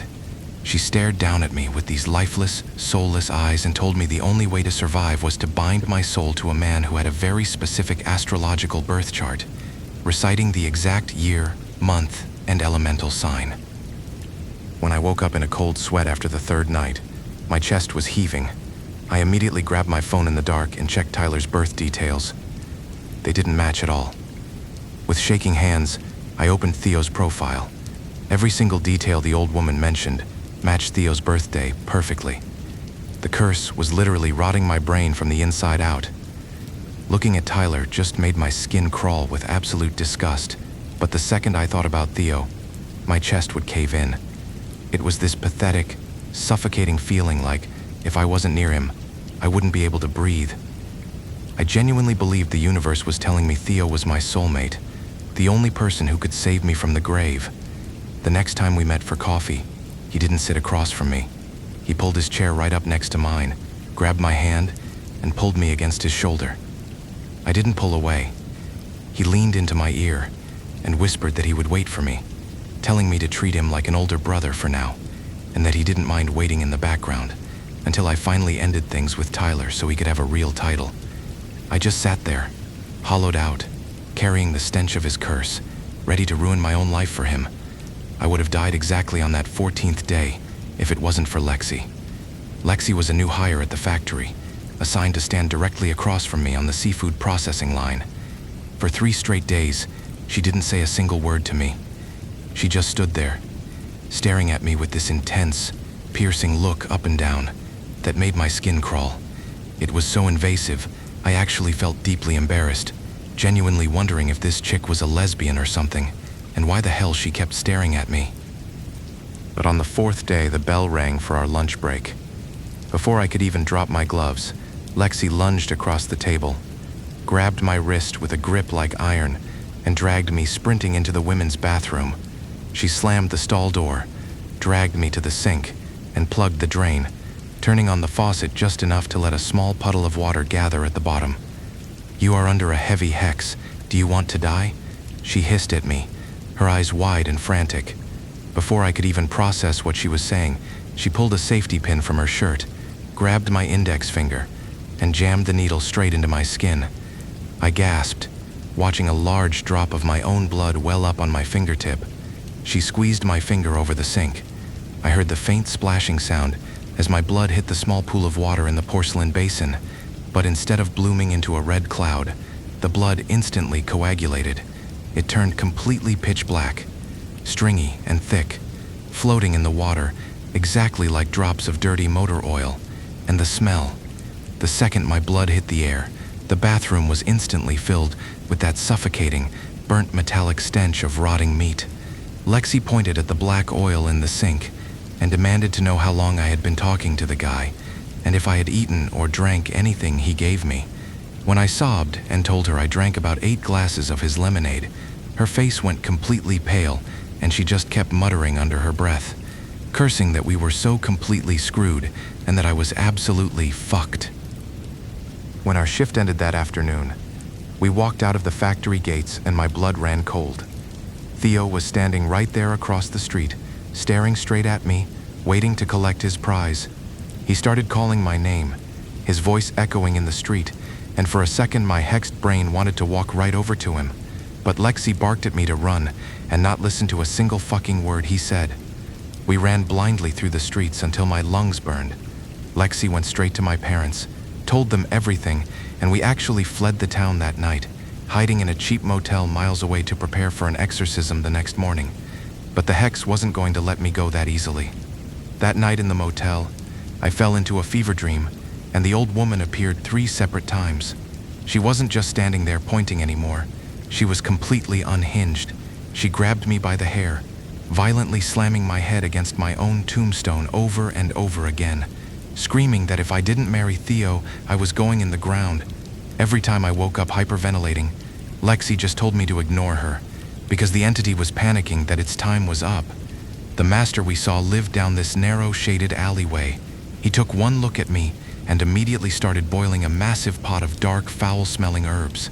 He made me sit down and threw a heavy blanket over my entire body, trapping me in the dark with the steam rising from the pot. For an entire hour, I sat under that blanket while the master chanted outside, hitting a wooden block that echoed in my head. The heat was agonizing. I was trapped under a thick blanket with a literal pot of boiling water between my feet, but somehow, the air coming off my body was so unnaturally cold that the boiling pot kept turning ice cold every 10 minutes. The master's family was running back and forth in a total panic, constantly dumping fresh boiling water in just to force the sweat out of me. I was sweating so much I felt like I was melting, but the worst part was the smell. As the sweat poured out of my body, the enclosed space under the blanket filled with the concentrated, putrid stench of Theo's festering karma. It was so thick I was choking on it, gagging and gasping for clean air that wasn't there. When the master finally yanked the blanket off, the basin between my feet was a complete nightmare. Every single drop of toxic sweat that had oozed out of my pores had pooled at the bottom, turning into this thick, pitch-black sludge that looked exactly like filthy motor oil. When they dumped that black sludge outside, the grass it touched instantly turned yellow and shriveled up. Still terrified, I asked him if Theo was going to come back and hurt me again. The master just gave this calm, eerie little smile and told me to go home fast, because the spell was broken and heading straight back to the sender. He warned me to hurry back home immediately, because otherwise, I probably wouldn't get to see Theo's face one last time. Theo died the next morning. They said he lost his mind, screaming at the walls, then quietly put on his best clothes to die. I guess the only silver lining for him was that he got to die wearing a really nice suit. As for the old shaman woman from my nightmares, no one ever heard from her again. She just completely vanished. I got my life back. Tyler and I made up, and things went back to normal. We actually weathered the whole COVID lockdown together and are still living together today now that I'm 28. But at night, I just lie awake staring at the ceiling, thinking about Lexi. She just happened to get hired that exact week. She just happened to stand across from me on the assembly line. She just happened to be a former spirit medium who could recognize the smell of rotting karma on me. What if she had called in sick that day? I know exactly where I'd be. I'd be in the ground, right under that tombstone with my Facebook picture on it.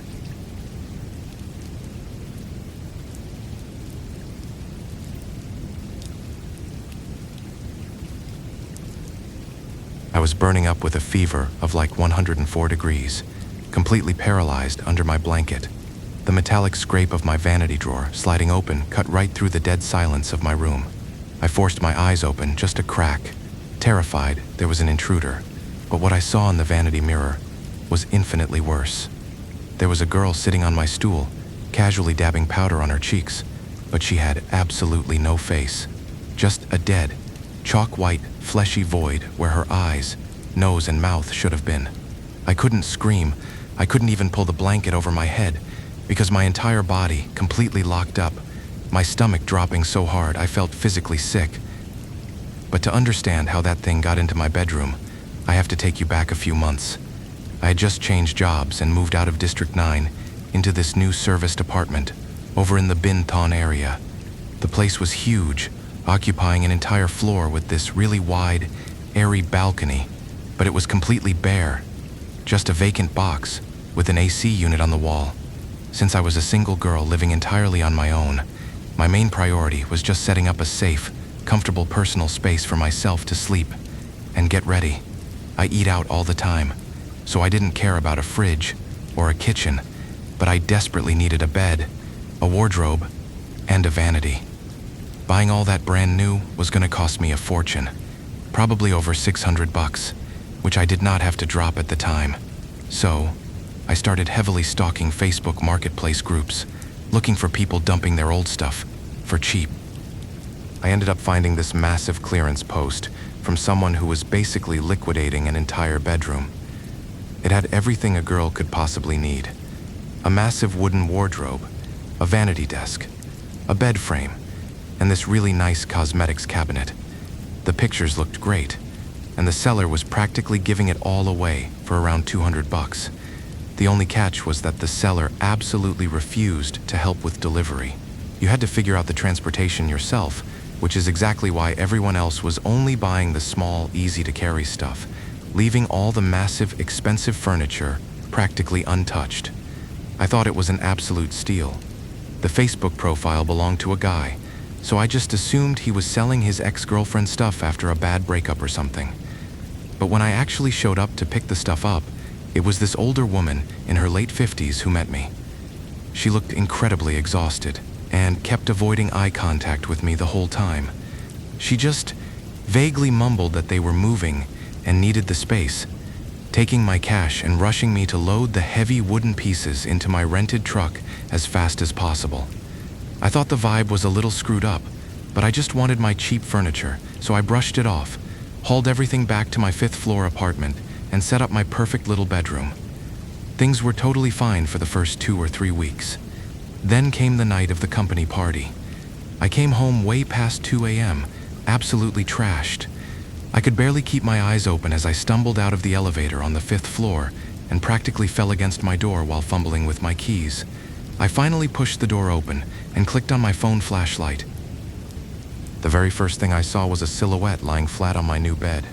It was a girl with long dark hair, just lying there on top of my blankets, her head turned to the side, staring dead at the doorway. My drunk brain completely misfired. I was so disoriented that I genuinely thought I had wandered into the wrong apartment and walked in on my neighbor. I slurred out some pathetic apology, aggressively pulled the door shut, and stumbled backward into the elevator. I stood there leaning against the metal wall, but before I could even process what was happening, somebody must have pushed the call button from the basement because the elevator just started dragging me all the way down to the dark underground parking garage.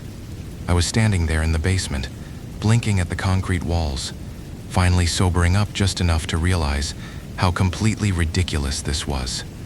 My brain immediately tried to rationalize it. Like maybe I was so drunk I accidentally pressed the button for the 6th floor since the hallways look exactly the same outside.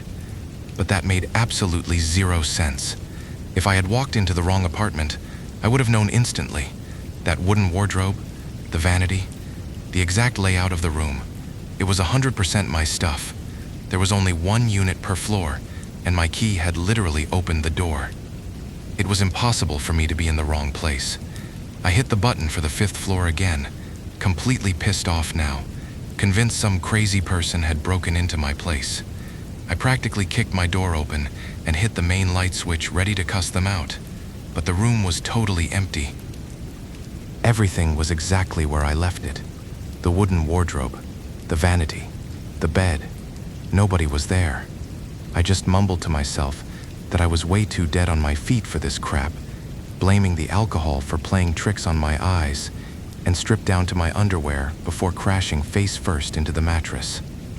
I don't know how long I was asleep, but I was slowly pulled awake by this noise. The silence in that room was always so heavy until I heard this faint, rhythmic tapping coming from directly underneath my floorboards, almost like knuckles rapping against the wood in short little bursts. It would go on for a few seconds, completely stop, and then start up again. I have a massive phobia of rats, and I immediately assumed some huge sewer rat had crawled into the hollow space under my wooden bed frame. I was too terrified to look over the edge, so I just blindly reached my hand down and weakly smacked the side of the mattress a few times, making little hissing noises hoping it would scurry away. The tapping stopped. I rolled over and closed my eyes again, but maybe 10 minutes later, it started up again. This time, it was not faint at all. It was this loud, aggressive, frantic thumping that actually vibrated up through the wooden slats and into my spine. I was exhausted, nursing a massive incoming hangover, and I was absolutely losing my damn mind with how pissed off I was. I aggressively shifted my weight, leaned right over the edge of the mattress, and slammed my open palm down as hard as I could against the wooden side panel of the bed frame to scare whatever it was out of there. The absolute exact second my hand hit the wood, something grabbed my wrist. It was a hand. It shot out from the pitch-black void under my bed and clamped its fingers around my wrist with this unnatural vice-like grip. The skin touching mine was freezing cold, like touching raw meat straight out of a freezer. My heart violently slammed against my ribs. I tried to yank my arm up, but those icy fingers dug into my skin and anchored me down. I ripped my eyes wide open, a massive jolt of adrenaline instantly sobering me up as cold sweat broke out across my neck and violently jerked my entire body backward until my wrist finally popped free from its grip. I scrambled backward until my spine hit the headboard, breathing so heavy my chest actually hurt. I sat there in the dark, rubbing my freezing wrist, trying to convince myself I just had a hyper-realistic night terror. But as I was sitting there, the mattress right behind me slowly dipped down. I felt the heavy, distinct weight of another human body shifting on the springs right next to my leg. The air in the room suddenly felt like an icebox. I forced my stiff neck to turn inch by inch to look over my shoulder. Lying right there on my sheets, with her back facing me, was the girl. I could clearly see her pale shoulders and her long black hair completely draped over my pillows. I squeezed my eyes shut, letting out this pathetic little whimper, and when I opened them, a split second later, the bed was empty. I lunged across the mattress, slammed my fist onto the lamp switch, and flooded the room with blinding light. I was shaking so violently I could barely hold my phone. I frantically grabbed both my phones, blasting Buddhist chanting scriptures on one, just to protect myself, while desperately scrolling through TikTok on the other, just to distract my brain from the suffocating silence. I was still so completely hammered and exhausted that I actually ended up passing out like that until the sun came up. I tried telling my boyfriend Hunter about it the next day, but he just gave me this condescending little smile and told me I needed to stop drinking so much. That completely isolating bullshit reaction brings me right back to the fever. It was a few weeks after the hand incident. Hunter was out of town on a business trip, and I came down with the worst flu of my life. I was radiating heat, completely delirious.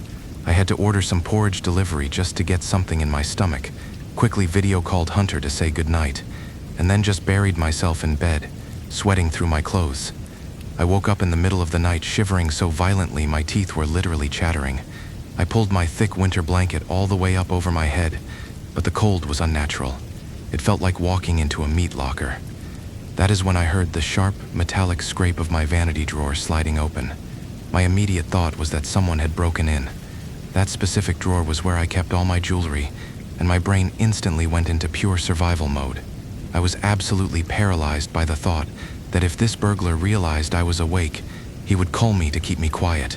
So, I barely breathed, just slowly pulling the blanket down an inch to peek out, and I saw that faceless girl sitting at my desk, powdering that exact same dead, chalk-white, fleshy void in the mirror. I was completely trapped in my own body, too terrified to move a single muscle, just watching that faceless freak in the reflection. I held my breath, slowly closing my eyes, praying to any god that would listen, that this was just a fever dream. I kept my eyes shut for what felt like an eternity. When I finally found the courage to open them again, she was still there.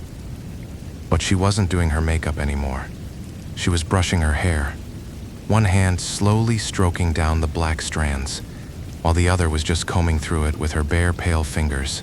But the worst part, the part that makes my stomach turn into absolute knots just thinking about it, was that when I looked at her reflection this time, she had a face. She had dark eyes, a small nose, and pale lips.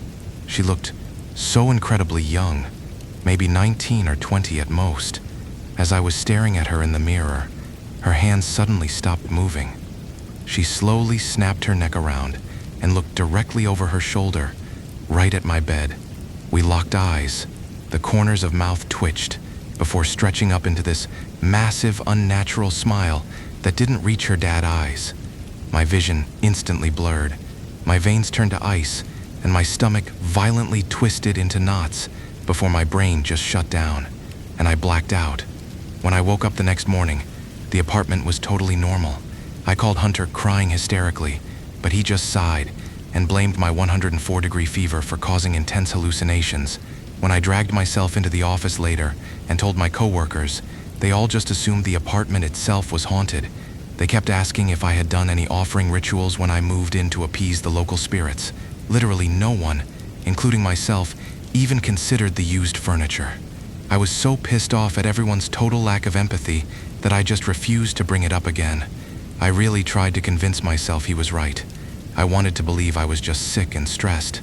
But looking back now, I realized my grandparents always warned me that whenever you are completely hammered or running a massive fever, your physical body is at its absolute weakest, which makes it incredibly easy for these things to manifest and actually latch onto you.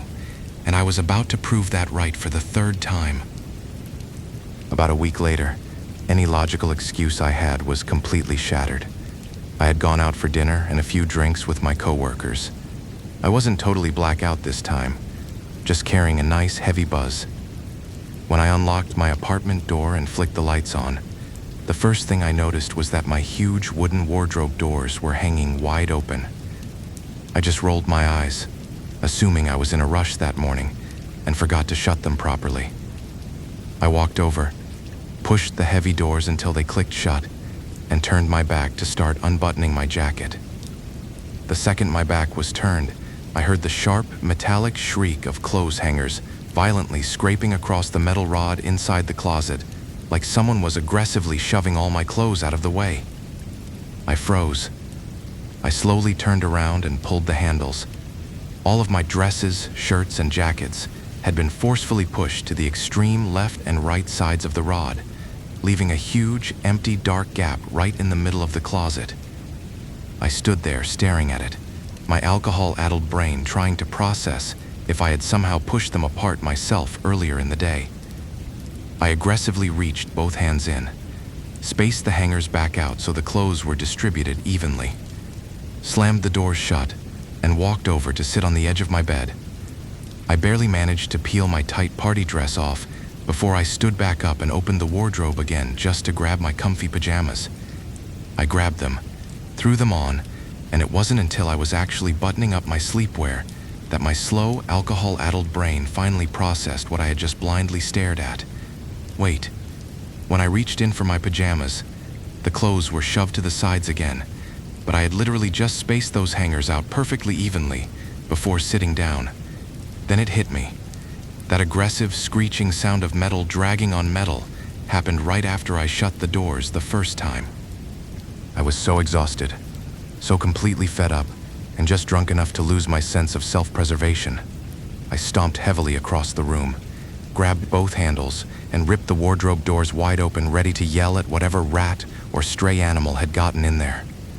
My clothes were shoved entirely to the sides again, but crouching perfectly still in the empty space on the floor of my closet, tucked in the shadows, was the girl. She was squatting down, her head tilted upward at this deeply unnatural angle, staring dead into my eyes. She bared her teeth in that same horrifying ear-to-ear grin. I completely lost my fucking mind. I scrambled backward so fast that my ankles tangled together, and I crashed violently backward onto my mattress. My vision went totally black before my head even hit the pillow. I woke up the next morning with the sun blinding me through the window. I was lying in the exact same awkward position, half my torso twisted on the mattress and my legs dangling off the side, hitting the cold floor. I slowly lifted my head, praying last night was just another nightmare. It wasn't. The closet doors were still hanging wide open, and every single piece of my clothing was still violently shoved to the edges. I went into work that morning, looking absolutely hollowed out. My coworker just looked at me and asked if I knew who the furniture belonged to before I bought it. I immediately pulled out my phone, dug through my messages, and found the Facebook profile of the guy who sold me the stuff. I scrolled down his timeline for what felt like hours until I hit a post from almost 2 years ago. His profile picture was pitch black. The caption read, "Goodbye, little sister. We will be siblings again in the next life." Below it was a family photo. There was the guy, the older lady who handed me the furniture, and a young girl. The girl in the photo was the exact same girl I had been staring at in my mirror, the same face from my closet. My coworker and I just sat there, neither of us saying a single word, just staring blankly at the screen as the color completely drained from our faces. I called Hunter, and this time I had the undeniable photographic proof right in front of my face, leaving him absolutely zero room to gaslight me anymore, so he was finally forced to believe every single word I said. That same afternoon, he paid some guys to haul every single piece of that furniture to the dump. But even with the furniture gone, the damage was already done. I was absolutely terrified that her spirit had already anchored itself to the actual room, and that she was still standing in that empty space waiting for me. I didn't even sleep there that night. I forfeited my deposit, packed a suitcase, and just walked out of that apartment. Standing in the hallway looking into that empty room one last time, I just felt completely hollow. I never said a word, just closed the door and left.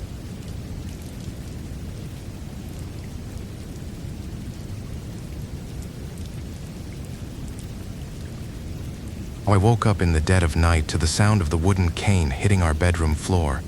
Just this rhythmic tap, tap, tap right at the foot of our bed. I froze completely, keeping my breathing as shallow as humanly possible. And when I finally gathered the guts to squint through the darkness, I saw an old woman with pure white hair, physically leaning over my sleeping husband. She wasn't some blurry shadow. She was solid, wearing pitch black clothes, and she was pressing her face millimeters away from his, gently stroking his cheek, while he violently twitched and suffocated in his sleep right next to me. I tried to scream, but absolutely nothing came out. I guess this is what you get when your husband makes a living painting the faces of the dead. I am 47 now, and my husband Tobias is 55. We actually got married relatively late. I was 27 at the time and he was 35. Back in his younger days, he was a total drifter, basically jumping from one random job to another every 6 months to a year, without ever settling down. The wildest part is that for a guy who couldn't stick to anything, the second he got roped into handling dead bodies, he somehow actually managed to stay in it for the long haul. But when he turned 34, he finally started helping out at a funeral parlor owned by a buddy's family. It was super light work, mostly just guarding the storefront and selling coffins, bone urns, and basic mourning supplies. We got married a year after he started working there, but barely 6 months into our marriage, he got into a horrific accident. The doctors managed to physically reattach his arm to keep his body whole, but everything from the elbow down was completely paralyzed and permanently lost all its strength. Because of his new disability, his buddy's wife started running her mouth constantly, complaining that he was useless and aggressively pressuring her husband to fire him. Tobias had way too much pride to let his friend be put in a tough spot, so he just quietly quit. He didn't want to be a deadbeat relying on me, so his buddy secretly hooked him up with this older couple, who were actually his buddy's own relatives, who taught him the underground trade of restorative mortuary art. He kept it a secret from me for over a year, literally pretending to go work his usual shift at the funeral parlor storefront every single day as a cover, coming home every night smelling like harsh chemicals and burnt ginger. Whenever I asked why he was suddenly bringing home so much cash from multiple funeral homes, and I am talking about insane amounts of cash tips that completely dwarfed his actual base pay, he would just brush it off until he finally confessed what he was doing. Honestly, finding out he was touching corpses all day completely freaked me out at first. I was constantly nauseous thinking about him putting his hands on dead strangers and then coming home to hold me. It wasn't even about ghosts back then. It was just the sheer hygiene and the creepy vibe of it all. My parents had to sit me down and basically scold some sense into me, telling me he was doing a noble thing and helping grieving families find closure. I eventually forced myself to get over it, because the money was incredibly good. I am talking about easily pulling in a few $100 in pure cash tips for a single complicated case, which was a lifesaver for us. But the real nightmare didn't start until after our first son was born. You know how old folks say pregnancy and childbirth completely drain your spiritual defenses and make your aura weak? Well, they are absolutely right.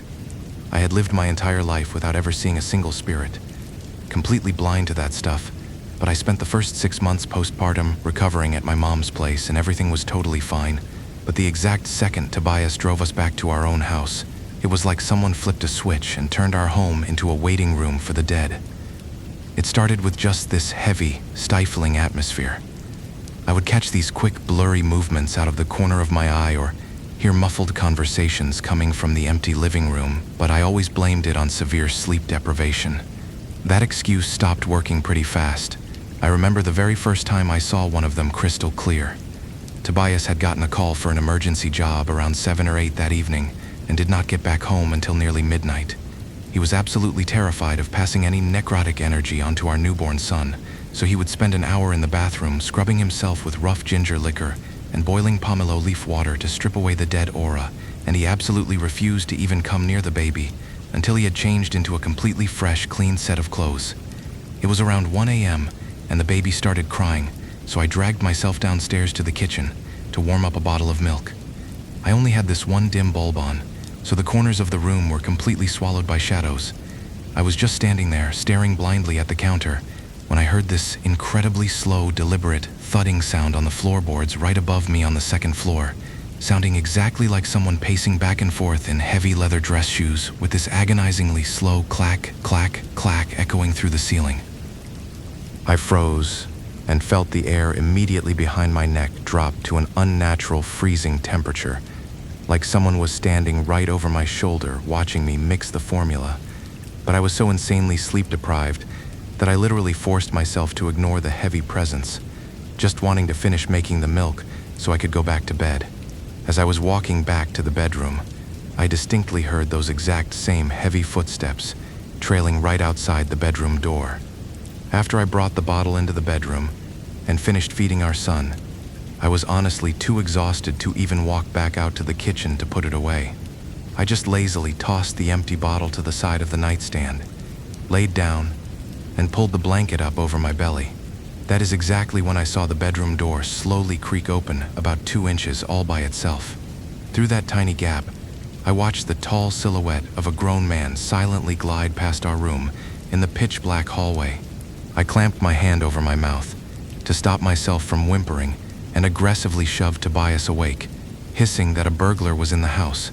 He instantly grabbed his heavy flashlight and went out to check, but he came back 5 minutes later looking annoyed, telling me that the front door was still chained from the inside and the whole place was completely empty. He just mumbled that I was seeing things because of the dim lighting and rolled over to go back to sleep. I tried to calm my racing heart and close my eyes, but maybe an hour later, the room got so violently cold that it actually woke me up. I am talking about a freezing, biting wind blowing directly onto my skin, like I was locked inside an industrial meat freezer. I slowly opened my eyes, and my blood instantly turned to ice. Standing right at the foot of our bed was a man completely covered in absolute carnage with his clothes shredded to pieces, and everywhere it was torn, there was just a raw, smeared crimson mess. I could see the exact places where his flesh was torn apart and hastily stitched back together with thick black thread across his jaw and forehead. He was just standing there perfectly still, just staring blankly down at Tobias and me without doing a single thing. I didn't scream. I couldn't even move a muscle. I just squeezed my eyes shut, and somehow my exhausted body shut down and passed out. The next morning, I sat Tobias down and demanded to know who he worked on the previous night. He got super defensive and asked why the heck I would even want to know that, so I just calmly described the man I saw, detailing the shredded clothes, the age, and the gruesome black stitches holding his face together. To keep him from freaking out, I lied and told him I just had a really vivid nightmare about the guy. Tobias just stared at me with his jaw dropped and went completely pale, quietly admitting that he had just spent hours reconstructing a traffic accident victim matching that exact description, and that my dream was spot on. That was the first time his work followed him home, and it definitely was not the last. Honestly, I wasn't even terrified that morning. I always told myself that as long as we didn't disrespect them, they wouldn't hurt us, especially since Tobias was doing them a massive favor by making them look whole again for their families.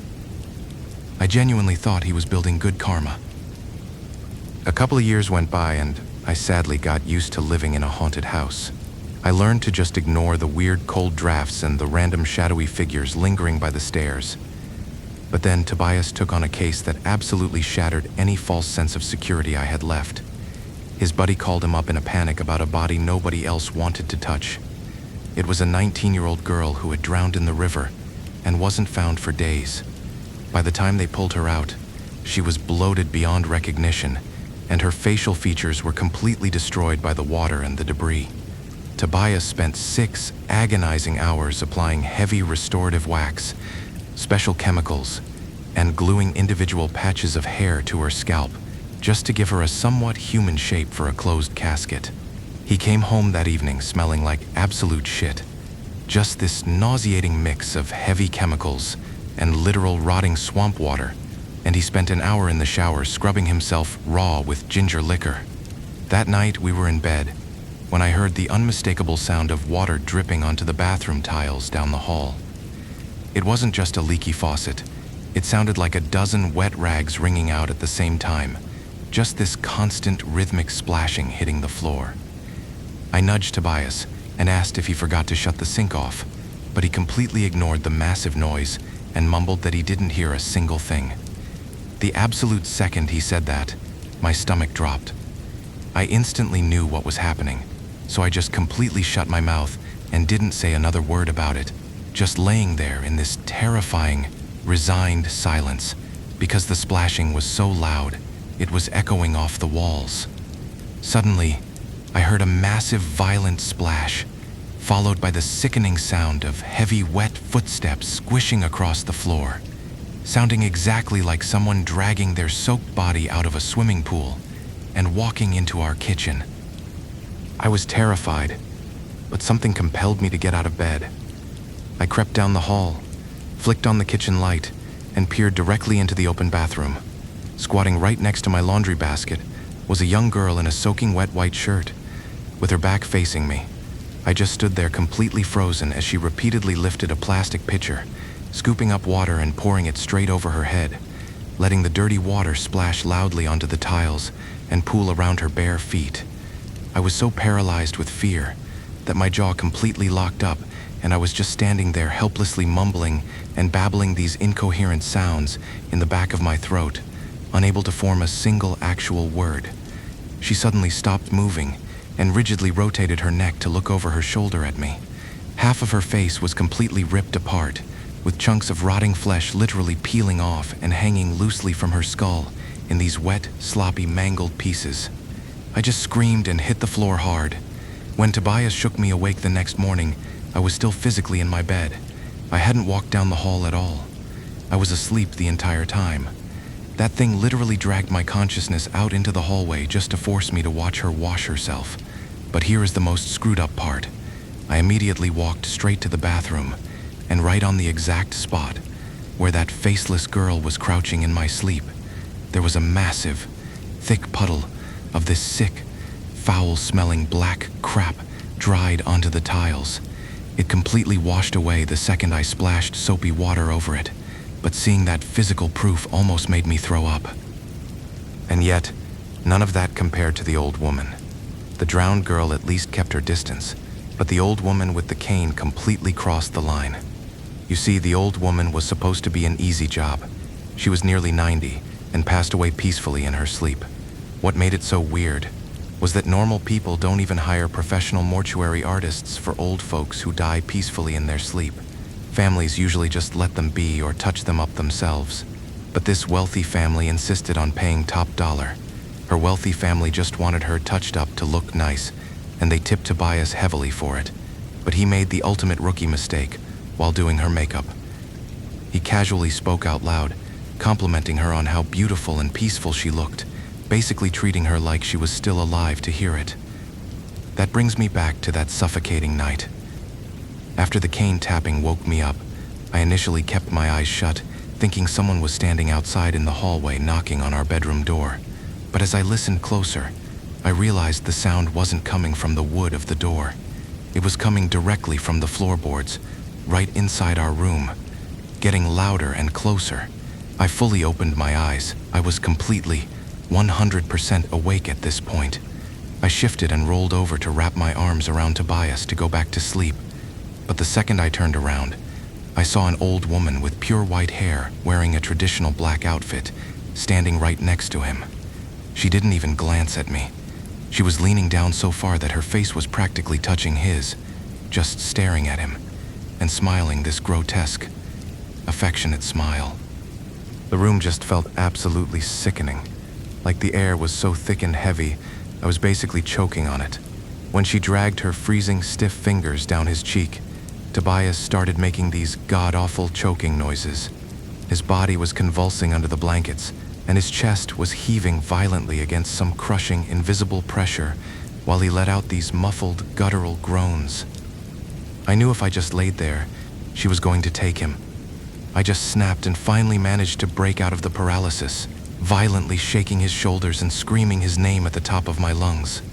The absolute second he gasped for air and his eyes snapped open, the old woman literally vanished into thin air without a trace. Tobias shot up in bed, sweating buckets, hyperventilating and clutching his chest, telling me he just had a hyper-realistic dream where the elderly woman he worked on that morning came to personally thank him for calling her beautiful. He even said she affectionately pinched his cheek. My entire body was covered in goosebumps, but I kept my mouth shut. I just quietly told him that I had seen her too, purposely hiding the terrifying fact that I was completely wide awake the entire time, staring right at her in the physical world. We just sat there with the lights on until the sun finally came up. The most messed up part is that our house wasn't unprotected at all. We had Buddhist altars set up everywhere. We constantly burned incense, and we kept all the proper spiritual wards from his trade around the rooms. None of it mattered. They just walked right through it all. Eventually, the spiritual weight became too much. Tobias met this underground occult master who took one look at his face and told him his glabella was pitch black, warning him to quit the trade immediately or he was going to die. Tobias was stubborn and completely ignored him. But then a few weeks later, we were visiting a local temple when this random monk, a guy we had never seen before in our lives, walked straight up to Tobias He didn't even say hello, just looked at him with sheer pity, and told him he was practically radiating necrotic energy, warning him that if he didn't stop playing with the dead, his body would permanently rot from the inside out. We brushed it off, but a month later, Tobias collapsed. He got this unexplainable chronic sickness, where his skin turned the color of concrete and his eyes just sank into his skull. The doctors ran every test in the book and told us he was perfectly healthy, just a little anemic, absurdly telling him to just go home and eat some good food to nourish himself. Total bullshit. We both knew what was eating him. Luckily, his parents sold some property and gave us enough cash to bail him out of the death trade for good, so he could start a small hardware business. His color eventually came back, the sickness faded, and we haven't seen any more uninvited guests in our bedroom. But honestly, sometimes when I'm lying in the dark, I still find myself holding my breath, waiting to hear the slow, methodical clack, clack, clack of a wooden cane on the tiles, just to remind us who this house really belongs to.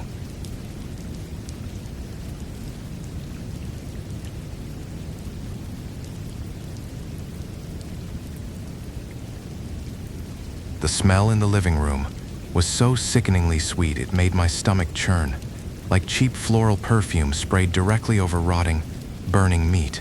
I crept out in the dark to turn off the ceramic diffuser sitting by the sofa, but right as I reached for the switch, I saw her. A naked woman was squatting on the floor, her skin pitch black and dripping wet with mud like she just crawled out of a swamp. She had no pupils, just dead white eyes staring at nothing, and her mouth was unhinged with a tongue easily 3 feet long, just eagerly licking the vapor rising from the oil. I squeezed my eyes shut and slapped the light switch on, gasping for air as the room instantly emptied out. Look, I need to backtrack here because none of this crap makes sense unless you know how we lived. A few years ago, I was sharing this massive 3-bedroom apartment in D4 with 2 other girls, Mavis and Quinn. We were all in the same line of work, if you catch my drift. High-end escorts, sugar babies, whatever you want to call it. I was pretty new to the city back then, originally just working out of a shady karaoke joint over in D8, while Mavis and Quinn were already established in the game. They had their regulars and just chilled at home waiting for online bookings. After about 6 months of living together, we got super close. They took me under their wing, shared their network, and I completely quit the karaoke gig. Our lifestyle was insanely relaxed. We would hit the gym in the morning, drink heavy at night, and just randomly travel whenever we felt like it. The apartment was our safe zone, our little sanctuary away from the sketchy guys and the nightlife bullshit. But I noticed something was slightly off when Quinn started being obsessed with burning these weird Cambodian essential oils in every single room, even though the ventilation in our place was absolute garbage. It all really started a few months before the oils, when one of Mavis's industry friends invited her on a private beach villa trip down in Ho Tram. They desperately needed one more girl to even out the ratio, so Mavis sent over pictures of me and Quinn to the client. The client picked me instead of Quinn, so we just went ahead and got ready for the trip. The trip itself was absolute insanity. There were 7 guys and 7 girls in total. 2 of the guys were already waiting at the massive beachfront villa when we pulled up in our transport van. One was this mediocre lounge singer, but the other guy was a massive pop star, the kind of celebrity who has millions of views and is constantly trending online. The rest of the guys in the group were straight-up trust fund kids and wealthy tycoons, while the other girls they booked were all massive internet influencers and TikTokers. As soon as we stepped foot inside the villa, security immediately confiscated all our phones and locked them in a safe because these guys were high profile and absolutely terrified of their identities leaking online, so discretion was completely mandatory. If anyone desperately needed to send a text or make a call, they had to do it right there in front of everyone at the designated spot and loudly announce exactly what they were doing to the whole room. Absolutely zero secret phone usage was allowed. For 3 straight days, nobody wore a single piece of clothing except for when we briefly went out to the patio for a barbecue. It was an absolute, unrestrained free-for-all. We're talking heavy shit, huffing balloons, dropping E and rolling the glass until every single person was completely out of their goddamn minds. There was zero concept of boundaries or whose girl was whose. If one of the guys wanted you, they just grabbed you. It was just a massive animalistic orgy where we were passed around the house and treated like absolute meat. The messed up part is, us girls actually had to be the most sober ones in the room. I mean, we were definitely buzzed, but since we were literally getting paid to serve them, we couldn't take the heavy doses the guys were doing. We had to stay strictly lucid enough to keep them happy. But Mavis got incredibly lucky right out of the gate. The famous singer claimed her on night 1, which meant the rest of the guys respectfully backed off and left her alone. I wasn't so lucky, and neither were the other girls. We were basically treated like animals for 3 straight days. After we got back to the city, Mavis basically became his exclusive girl. He was completely obsessed with her. He would bring her along on his regional tours, keeping her in luxury hotel suites while he performed, and then they would just lock themselves in the room for days playing with all sorts of heavy substances, because he was a massive addict who always needed someone to tweak out with him. He was incredibly generous too. He was wiring her tens of millions of dong, sometimes $3,000 or $4,000 at a time, which was an absolute fortune just for keeping him company. He bought her designer jewelry, gold rings, and even helped her buy a car. Mavis was living the absolute dream, but Quinn was practically vibrating with jealousy every single time he came over to our apartment. Whenever the singer visited, Quinn would purposely parade around the living room wearing basically nothing, constantly bending over and exposing herself while talking to him in this sickeningly sweet, overly flirty voice. Mavis finally pulled her aside one day and firmly told her to tone down the outfits when her guy was over. Quinn completely lost her shit, screaming right in Mavis's face. She viciously reminded Mavis that they were all just high-priced fucking whores, not some classy, untouchable housewives. In her eyes, unless they had an official label, he was just another wealthy client who treated Mavis like a temporary flesh toy, someone he could easily drop for another booking tomorrow. She aggressively demanded to know why she shouldn't drain his pockets too, yelling that she'd strip butt naked right in front of his face if she felt like it. She told Mavis to get off her high horse, because at the end of the day, a hooker doesn't get to play the jealous girlfriend. The tension in the apartment became absolutely suffocating. Quinn even managed to get his private number and started secretly bombing his phone with explicit photos and sending him messages trying to undermine Mavis. We had a massive blowout argument in the kitchen where I finally stepped in to shut it down. I looked right at Quinn and told her it was a 2-against-1 vote, so she was the one who had to pack up and leave. Quinn agreed, but smugly said she needed to finish a 2-week working tour across Singapore and Cambodia first. When she finally came back from the border, she acted like a completely different person. She was super sweet, totally apologetic, and brought us both these little peace offerings. She gave us each a box of colorful charm bracelets and these antique-looking ceramic essential oil diffusers. Mavis was thrilled that the drama was over and slapped her bracelet on immediately. I shoved mine in a drawer because I absolutely hate wearing cheap jewelry. Then came the diffusers. Quinn became completely obsessed with lighting them. Every single night, at around 10 p.m., she would methodically go around the apartment, lighting the candles under the little ceramic bowls, even creeping into my room to light mine while I was getting ready for bed. At first, it just smelled like heavy floral perfume, but within 30 minutes, it always soured into that rotting, burning meat stench that I mentioned earlier. I was just trying to sleep in my own bedroom one night, but that stench got so incredibly thick, I actually had to sit up and click off the diffuser by my bed.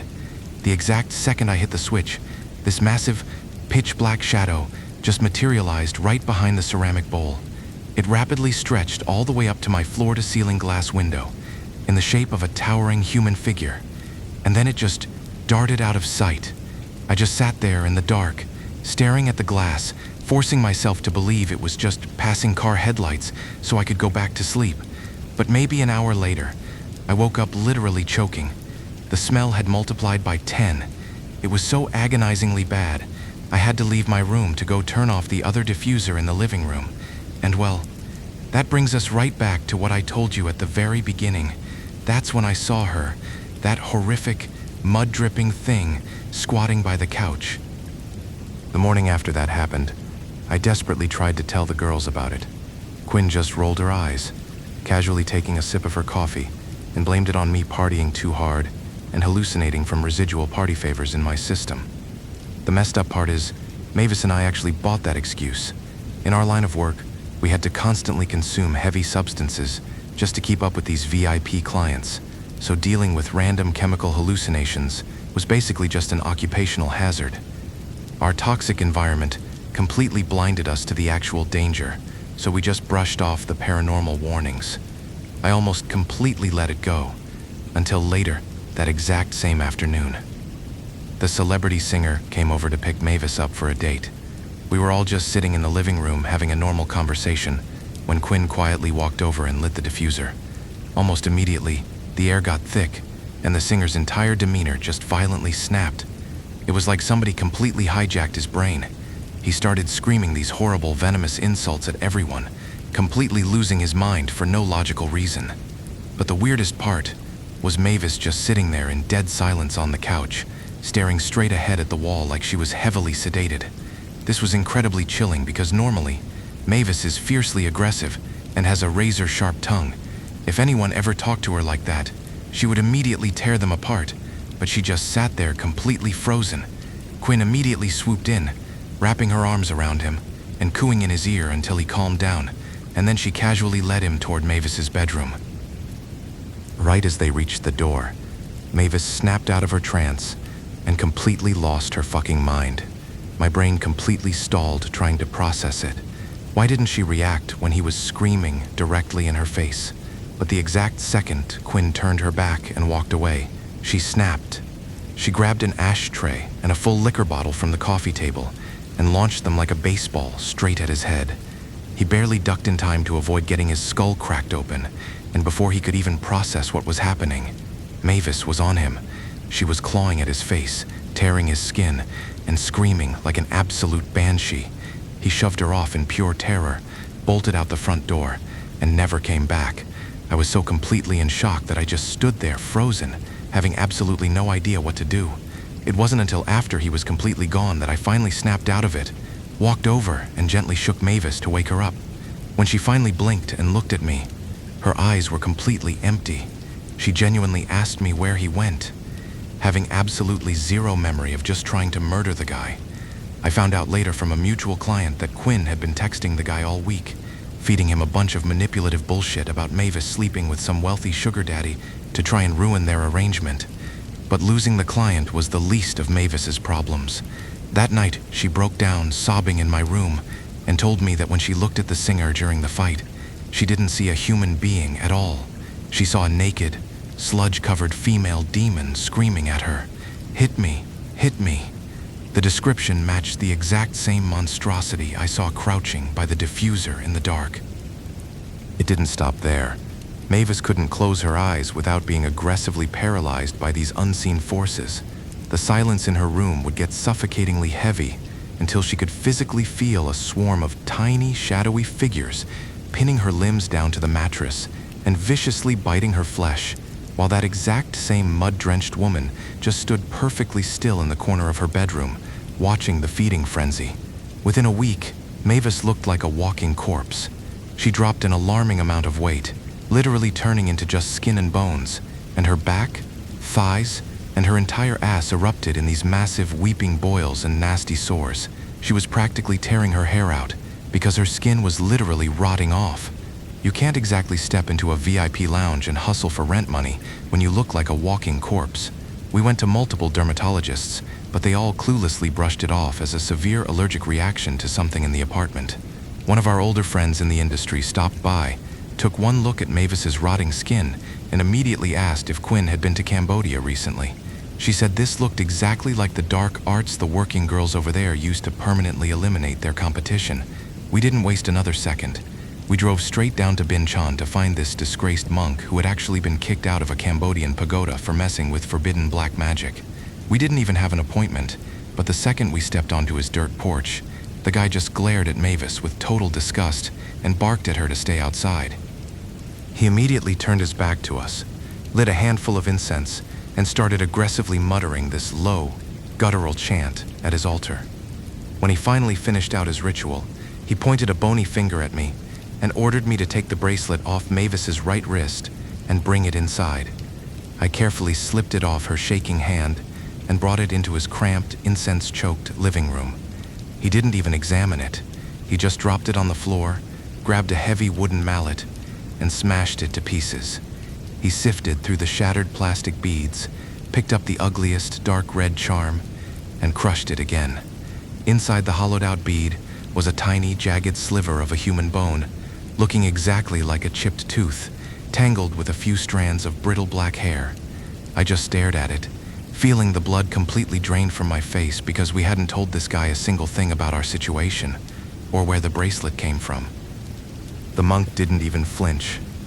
He just casually told us it was a heavy Cambodian hex meant to totally block her love life, and basically act as a homing beacon for hungry, wandering things.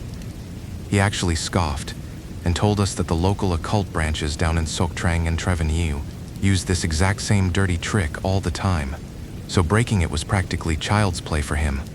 But he said the charm alone wasn't enough to cause the physical rotting. He stared right through me and asked if she had been inhaling anything strange lately.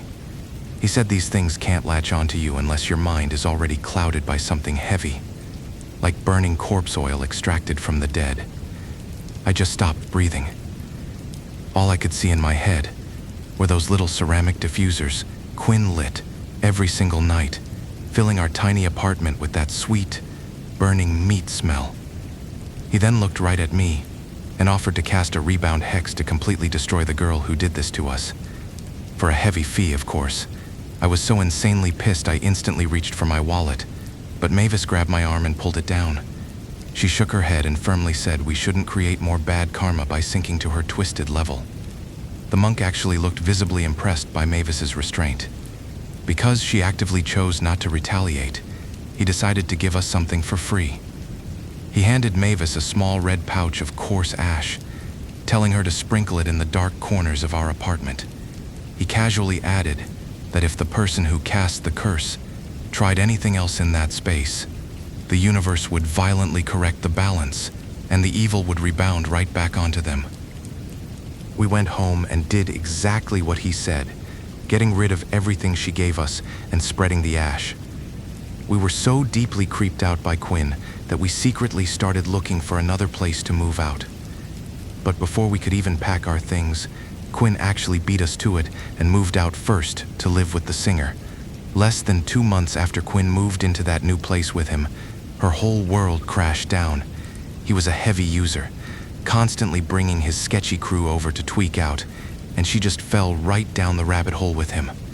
She started hosting her own massive parties, charging people to come over and get blasted. Well, her luck ran out. The cops raided the apartment mid-party. He wasn't there, so he got away clean, but her name was on the lease. She got hit with possession, organizing, the whole damn combo. She's still locked up today. But here is the thing that really messes with my head. That night, our mutual friend got invited to Quinn's party. When she got there and realized Mavis and I weren't around, she casually texted Mavis to ask where we were. That one innocent text unknowingly handed Mavis the exact time and location intel she needed to pull the trigger. Mavis purposely texted her back and offered her a fake, high-paying booking to lure her away just an hour before the cops kicked the door in.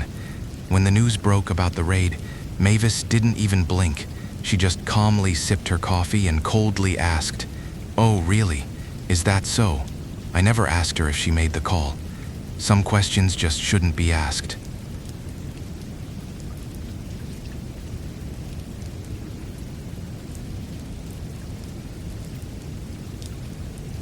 The mountain pass was completely deserted. No streetlights, no cars, just the suffocating black of the woods. I was staring at the thick bushes where my buddy Trent was taking a massive dump, yelling at him to hurry the hell up because the air suddenly dropped to freezing. I heard him yell back from the dark that he was done and to wait a second, but as he zipped up his pants, I saw it. Stepping right out of the tree line, standing inches behind him in the pitch black, was the glowing white figure of a woman. She wasn't looking at him. She was staring straight through the bushes, right at me. I didn't say a damn word to him. I thought my mind was playing tricks on me. You see, We were on a motorcycle trip up to Dalat. I'm a lone wolf rider, usually bombing down the highways on my two-stroke bike without stopping. I've always believed that the more people you bring, the messier it gets. At most, I'll ride with one or two close bros who actually match my pace. But this time, I let my friend Preston and his crew trail behind me. If I had known what they were bringing with them, I would have left them in the dust. You know, anyone who travels a lot knows there are unspoken rules depending on where you go. Locals tell you not to whistle at night, and you never call out each other's real names deep in the woods. And above all, you never, ever relieve yourself just anywhere. It is not about public decency or breaking the law. It is because some patches of dirt are sacred. Maybe there is a hidden shrine, or maybe someone died right there in a horrific crash in the past. If you accidentally disrespect those spots, best case scenario, you get some terrible nightmares. Worst case, you bring an uninvited guest all the way back to your bedroom. It all started back in 2015. I was heavy into the two-stroke motorcycle scene in Saigon, riding those loud, smoky bikes just like the ones in those old Andy Lau Hong Kong action movies. I loved doing these brutal, non-stop solo runs up the mountains. I had a meeting scheduled with a Chinese client up in Dalat for that Friday evening. He was absolutely obsessed with the city and had actually already booked a hotel room up there for me. Originally, I was just going to hop on a sleeper bus, one of those standard Phong Trang or Tan Boi coaches, just to take it easy. But I had some free time, so I decided to take the bike instead. Around noon, my buddy Preston called me up to grab some drinks. I told him I was heading up the mountain for business and riding aggressive, meaning absolutely no stopping for sightseeing. I also told him that since I'd be tied up with my client, there was no guarantee we could even drink that night. Preston just brushed it off, saying, "If you're busy with your guy, I'll just hang out with my girl. We can grab drinks later when you're free." He immediately begged to tag along because he was planning to take his girlfriend up there the next week anyway, and he figured it would be way more fun if we went together. I warned him again about my pace, but he promised they would just trail behind me. I agreed, headed home around 2 p.m. to take a quick shower, pack a few sets of clothes, and most importantly, change the oil on my bike. By the time I rolled out to a coffee shop in the Hang Zan area to meet him, it was already pushing 3 p.m. When I got there, I realized he didn't just bring his girlfriend. He brought another couple. The guy's name was Trent, and I had absolutely no clue who he was. But whatever, it wasn't my problem. I told them straight up that I was riding solo in the front, and they could keep up if they wanted to. We hit the road as a group of 5 people on 3 bikes. I kept my word and basically left them in the dust for the entire trip, though every now and then, I'd glance in my rear-view mirrors, and if I didn't see their headlights, I'd roll off the throttle just a bit to let them catch up. By the time the sun went down, they called me to pull over for dinner, but I told them to shove it because I had a client waiting. The 2 guys actually wanted to skip dinner and ride with me, but they had their girls on the back, so they were pretty much forced to stop. I pushed on alone and reached my hotel in Dalat just past 9 p.m. I had dinner with my client, and it wasn't until way past 11 p.m. that Preston and Trent finally arrived in town. They checked into a different hotel down the street and called me out to a local barbecue joint for some late-night drinking. I actually brought my Chinese client along to hang out with us. This is where things started getting weird. Preston is usually the loudest, most obnoxious guy in any room. You sit with him for 10 minutes, and your head starts hurting from how much he talks. But that night, he was pitch quiet. He was just sitting there gripping his beer, staring blankly at the wall with zero emotion on his face. I tried to joke around with him, asking if he was trying to act all tough and mysterious and putting on a show just because I brought a stranger along. His girlfriend chimed in and joked that maybe he was just sick like Trent. I asked what happened to Trent, and she explained that while they were riding up the Mimosa Pass, Trent got a massive case of traveler's diarrhea. It hit him so hard and so fast that he practically threw his bike on the side of the road and dove deep into the bushes to take a dump because the area right by the road was just way too exposed. Preston immediately snapped out of his trance and told me to shut up, claiming he was just tired from the ride. We kept drinking for about an hour, until Preston discreetly waved me over to the alley outside the restaurant. His face was completely serious. He leaned in and whispered that he thought he saw a ghost on the pass. I actually laughed in his face, asking if he was seriously trying to prank me on the first night, but his eyes were wide and filled with this genuine raw panic. He swore on his life that he wasn't messing around. He told me the whole story of what happened while Trent was emptying his bowels in the woods. While Trent was deep in the bushes, Preston and the two girls were waiting by the bikes on the side of the road. That old Mimosa Pass is sketchy as hell, just completely pitch black at night. Most people take the new highway, so the old pass is just an abandoned winding stretch of asphalt cutting through dense pine forests. Preston said he was just sitting out there by the bikes with the two girls when the air suddenly got incredibly heavy. It wasn't the normal chill of the mountain altitude. He said it was this damp, unnatural, freezing cold that made his skin crawl and the hairs on his neck stand straight up. He looked down at the dirt shoulder and noticed the ground was completely covered in old, rotting votive paper. It is the kind of fake money people burn for the dead on the side of the road to keep restless, violent spirits from following the living home. Seeing all that dead money scattered in the dark really freaked him out. That was the moment he yelled at Trent to hurry up. And right when Trent yelled back from the dark, Preston looked past the bushes. He said he saw the glowing white figure of a woman standing at the edge of the tree line, right behind where Trent was squatting. Preston said his jaw just locked completely shut. He couldn't even force a single sound out to warn Trent. He just stared at the dirt, holding his breath, until Trent finally emerged from the brush, muttering, "I'm done. Damn it. Why the hell are you rushing me while I'm taking a shit?" When Preston finally forced himself to look up again, the woman was standing right behind Trent's shoulder as he adjusted his jacket. The shadow only vanished into the trees when Trent walked back to the bikes. Preston told me he kept his mouth shut because he didn't want the girls to completely lose their minds on a dark mountain road. I listened to his whole story and honestly still thought he was full of crap. I figured he was just trying to spook me since I was sleeping in a hotel room all by myself. We finished our beers and went back to our separate hotels.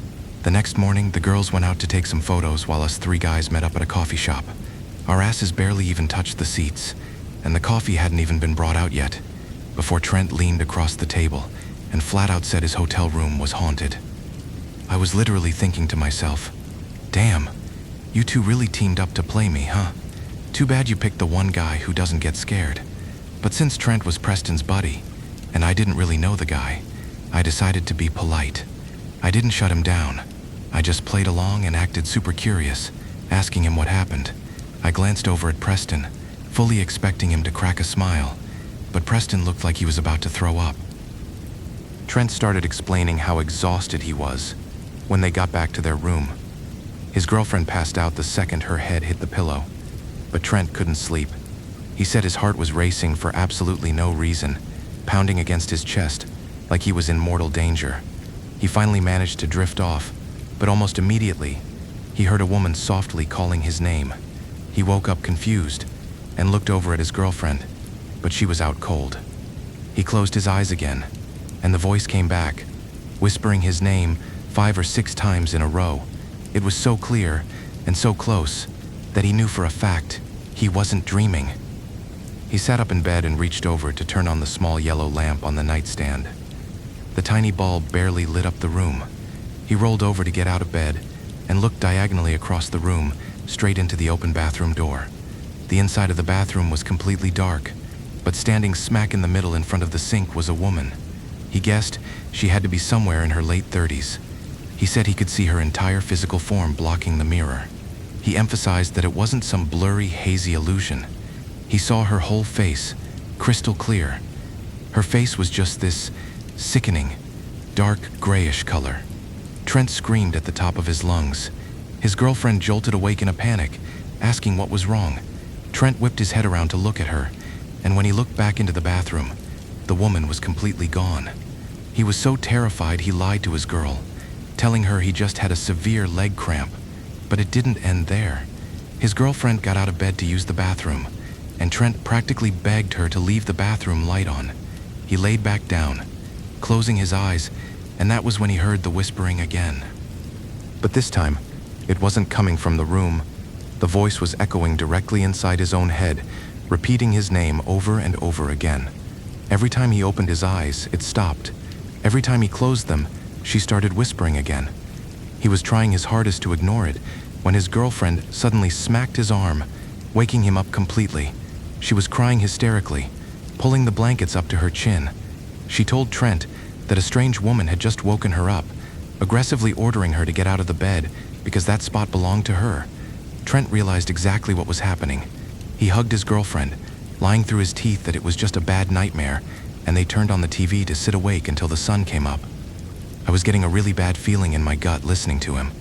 I looked over at Preston, and his face was completely drained of blood. Preston leaned over the table and told Trent that they had encountered the exact same woman. Preston confessed everything about the Mimosa Pass, describing the woman's face perfectly to Trent, confirming that the thing Trent saw in the bathroom was the exact same entity that had been watching him pee in the woods. Trent just sat there staring at the table, completely shaking. The exact same thing that was standing behind him in the bushes was now standing in his own hotel bathroom. Preston only had to tell his own girlfriend that Trent's girl saw a ghost the night before, and that was enough to terrify her into agreeing. They immediately decided to pack their bags and move into my hotel for the rest of the trip. You would think moving to a crowded, brightly lit hotel would fix the problem, but it just made it worse. After dinner on Saturday night, the guys went back to their rooms while I stayed out late drinking with my client. I stumbled back into my room around 3 a.m. and slept like a rock. I woke up around 8 a.m. to find 10 missed calls from Preston. I called him back, asking what the hell was so urgent at 5 a.m. He just brushed me off with this super flimsy excuse, saying, "Oh, I woke up early and was going to see if you wanted to grab coffee, but never mind. I'm already out with my girl. I'll talk to you later." I took my client out for breakfast and checked out a few cafes before finally heading back to my hotel around noon. We finally met up in the lobby. The girls went up to the room to do their makeup, leaving us guys on the couches. Trent looked like he hadn't slept in a week. He told us that after they moved to the new hotel, he got completely wasted to make sure he would sleep through the night. But it didn't work. The whispering started again. He was so drunk and exhausted that he forgot about the terror from the night before, so when he heard his name, he actually mumbled a response and opened his eyes. He said her bloated, sickly pale face, looking like a rotting corpse, was resting right on the pillow, wedged perfectly between him and his girlfriend. She was staring right into his eyes from an inch away. He locked eyes with it for a split second, lost his fucking mind, and he just dropped. Passed out cold, right there on the mattress. Preston looked even worse. He told us he woke up around 5 a.m. with his bladder absolutely screaming. He didn't want to wake his girl up, so he stumbled into the bathroom in the dark. He took a piss and turned around to wash his hands. The bathroom had this massive vintage mirror covering the entire wall. Preston looked up at his own reflection in the dim ambient light from the window. His face looked normal, but right next to his own face, perfectly reflected in the glass, was the woman. He completely lost his fucking mind, whipping around to face the empty bathroom. There was nothing behind him.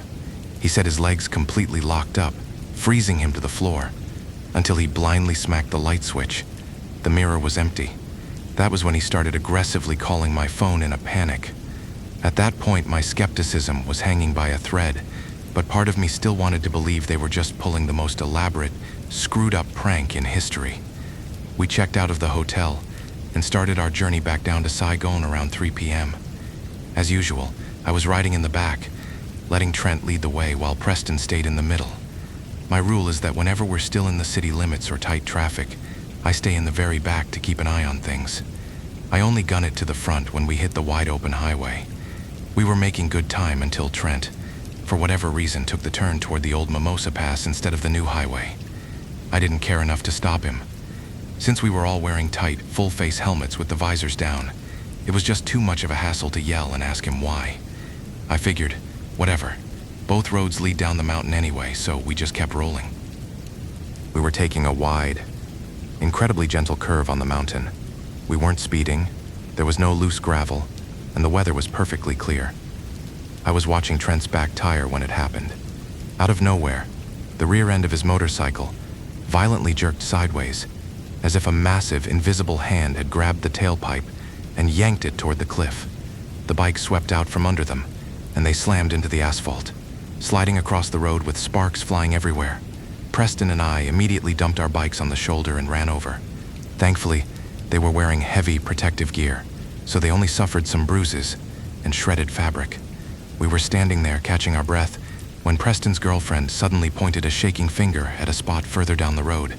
She asked if this was the exact same spot where we stopped for Trent on the way up. Preston looked at the tree line, looked at the rotting votive paper on the ground, and nodded slowly. Trent immediately snapped at everyone to shut the fuck up and not say another word. I stood there on the side of that mountain pass, staring at the deep gouges in Trent's motorcycle and the shredded fabric of their protective gear.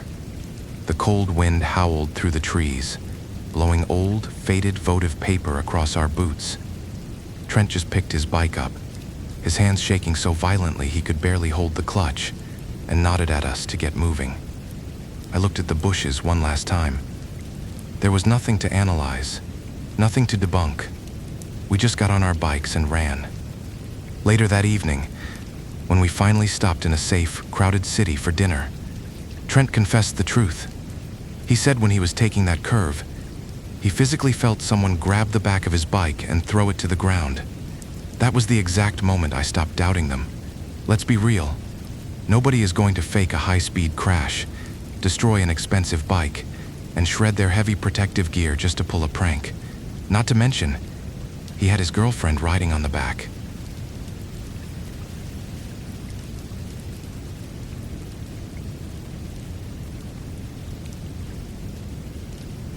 I jolted awake when this freezing grip clamped down on my wrist. It wasn't trying to crush my bones, it was just holding onto me incredibly tight, exactly like the way a little kid tugs on your arm when they want to tattle on someone. I blinked the sleep out of my eyes and looked at Bryce, but it wasn't my best friend looking back at me. His mouth was dripping this thick dark red blood, just pouring down his chin like he was gnawing on raw meat. But the sound, oh man, the sound was this sickening, wet, crunching noise. I looked at his right hand. He was holding our glass coffee cup, but half of it was missing, the jagged edges smeared with red. He was eating the glass. I still hear that crunching sound in my nightmares. But to explain how my buddy ended up swallowing shards of glass at a roadside stall, I gotta take you back to how this whole screwed up night started. It was Valentine's Day, 2019. We had been best friends since like 2013 or 2014. And honestly, we had this weird streak where every single Valentine's Day we both had girlfriends. We'd always do the double date thing with girls like Taylor, Harper, or Trinity, grab some food together, and then split up to hit the motels. But 2019 was the ultimate cosmic joke because we both got dumped on the exact same day. My girl broke it off in the morning, and his dumped him that afternoon. And just to be clear, it wasn't some weird romantic bro date. It was literally just two guys agreeing that we couldn't sit in our bedrooms crying like losers on Valentine's Day. So we decided to just go ride. So instead of sitting in our rooms crying about it, we took our bikes out and just rode around our nowhere town, trying to burn time before the sun went down. You have to understand the kind of place we lived in. There were no fancy walking streets, no big shopping malls, and definitely no downtown plazas where you could just hang out. If there was a holiday, the only place that had any real lights or crowds was the big local Catholic church. Neither of us were Catholic. We were actually both raised Buddhist, but we were just two lonely, bitter guys looking to stare at people and maybe scope out some girls to make ourselves feel less miserable about our sudden single status. We had been friends for years, which always surprised people because our personalities were complete opposites in the worst ways. I was a bit of a degenerate, sure. I had the loud exhaust on my bike, I smoked a lot, but deep down I always knew where the line was. I never messed with people who couldn't fight back. Bryce was a completely different story. He had this chaotic, arrogant energy, and his version of having fun usually involved making someone else feel like garbage. It was like this twisted yin and yang dynamic, where our polar opposite cores somehow balanced each other out. But honestly, Even I got seriously annoyed by his toxic, relentless pranks sometimes. He had a really foul mouth and absolutely zero filter. We pulled into the dirt lot outside the church right as the sun was fully gone. The contrast was honestly kind of jarring. Inside the main gates, the courtyard was flooded with bright yellow lights, string lights shaped like hearts, and maybe 100 people walking around taking pictures. But outside the gates where we parked, it was pitch black. The only source of light was this single, pathetic battery-powered lantern sitting on a plastic stool next to the old security guy watching the bikes. Because it was Valentine's Day, the local street kids were out in full force. I actually recognized most of their faces because it's a small town, and normally you'd see these exact same 5 or 6-year-olds running around selling lottery tickets during the day. But tonight was different. You just knew a 5-year-old didn't wake up and decide to run a seasonal business.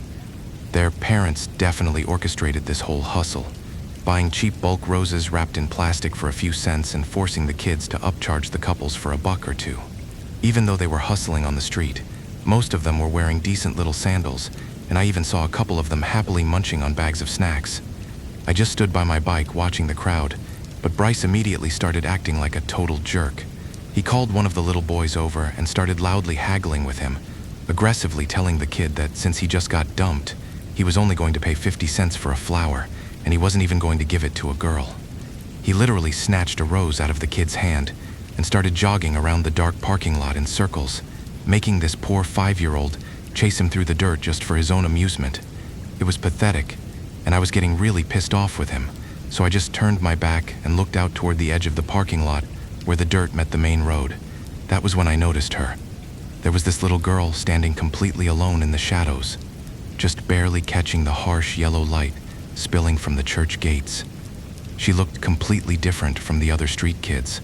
She looked like she belonged to one of the local indigenous tribes, with much darker skin and these massive, unblinking eyes. Her hair was this fried, sun-bleached yellow color, all frayed at the ends. She was wearing this oversized, filthy floral outfit that looked like it belonged to an adult. She was completely barefoot on the cold, rocky dirt, which made her look incredibly pitiful compared to the other kids with their shoes and snacks. She had a canvas crossbody bag and was clutching 2 or 3 crushed roses in her tiny hands, occasionally looking down at them like she was completely ashamed. The weirdest part was her behavior. All the other kids were running inside the illuminated courtyard to harass the couples, but this girl was just pacing back and forth along the absolute edge of the darkness. It was like she desperately wanted to go inside, where the customers were, but some invisible physical barrier was physically blocking her from crossing the threshold into the light. Looking at her standing there barefoot in the dirt while the other kids had snacks, it just felt messed up, man. I took a few steps toward her, stopping maybe 15 feet away, and I called out to her. I told her that she was being stupid standing out here in the dark because nobody was going to buy anything from her except ghosts. I told her she needed to walk around inside, beg people, and make them feel sorry for her so they'd actually buy those flowers. She didn't say a word. She just slowly looked up at me and shook her head.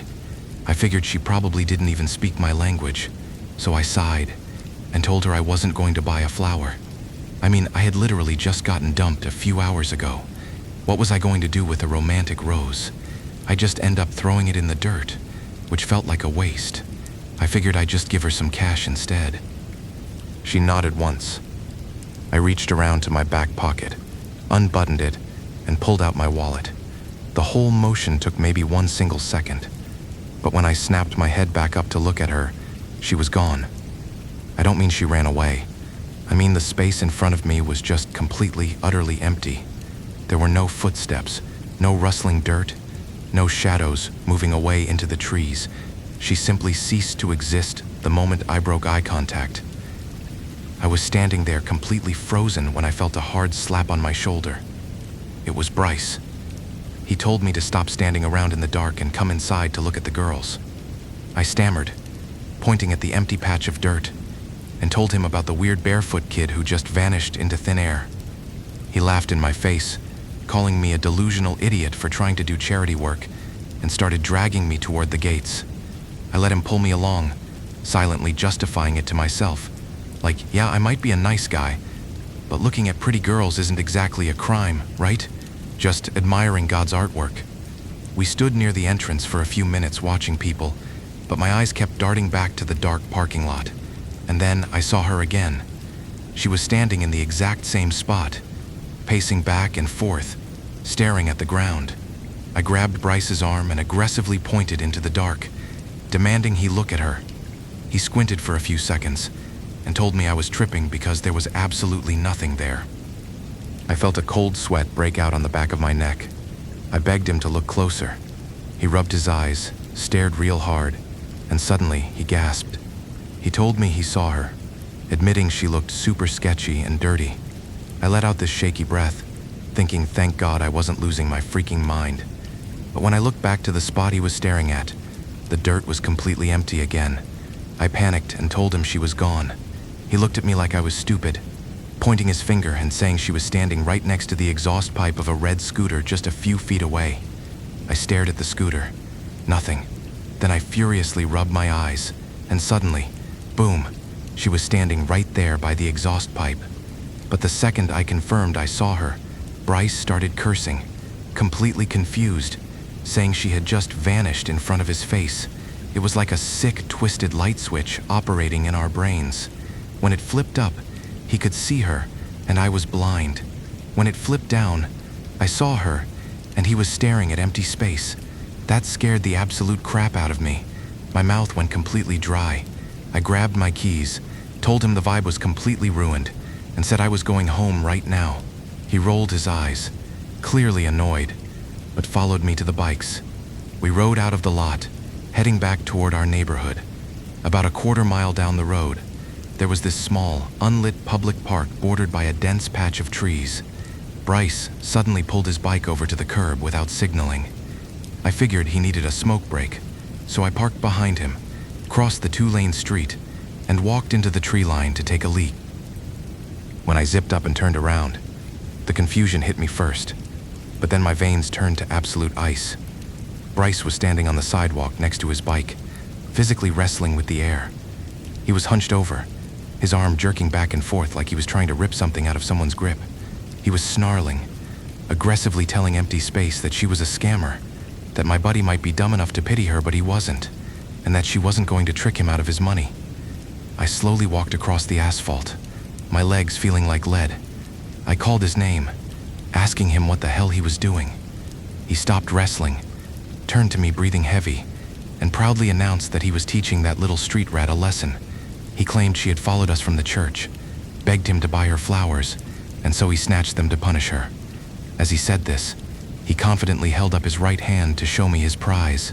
His hand was completely empty. His fingers were just curled into a tight, aggressive fist, clutching nothing but humid night air. I stared at his empty hand, my voice shaking as I told him he had absolutely nothing. Bryce looked down at his own fist, his face contorting in total confusion.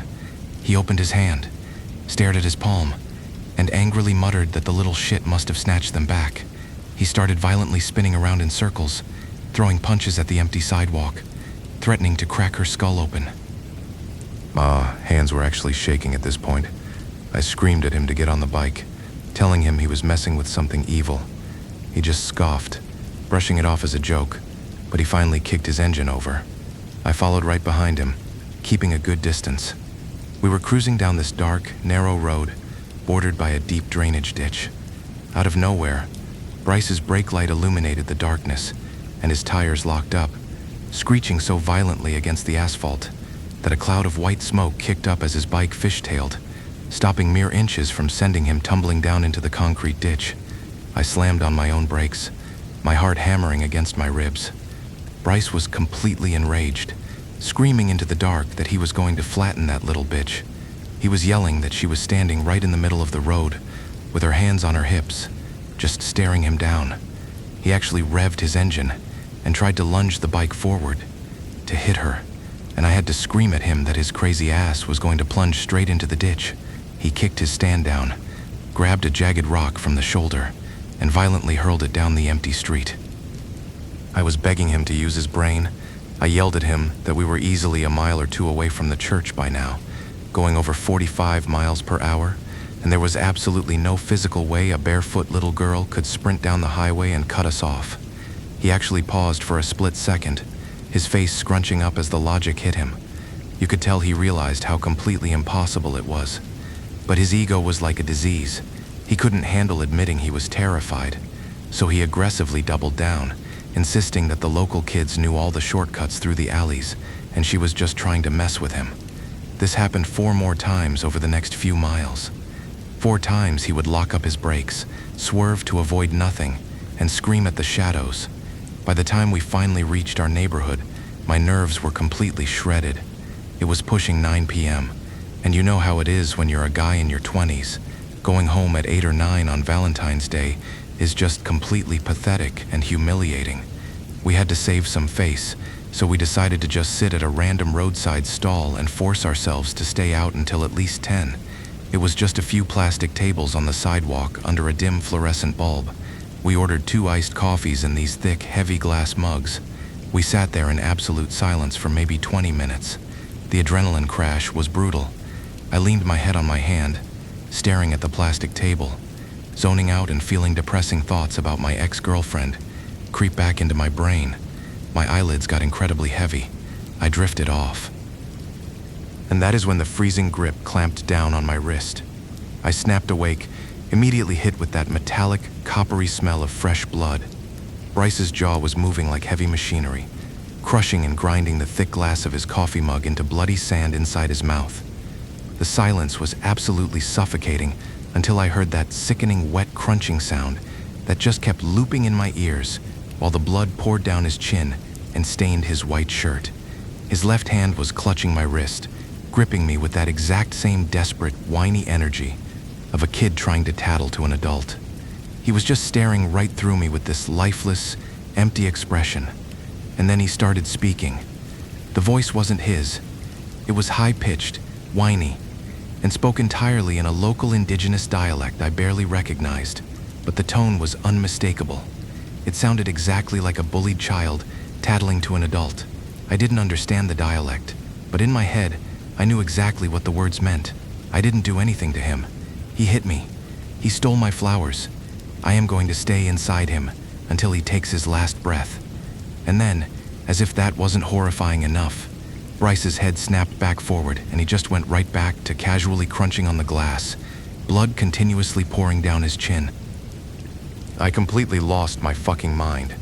I whipped my head around and saw the old woman who owned the stall crouching near the gutter, burning a small pile of joss paper for her closing ritual.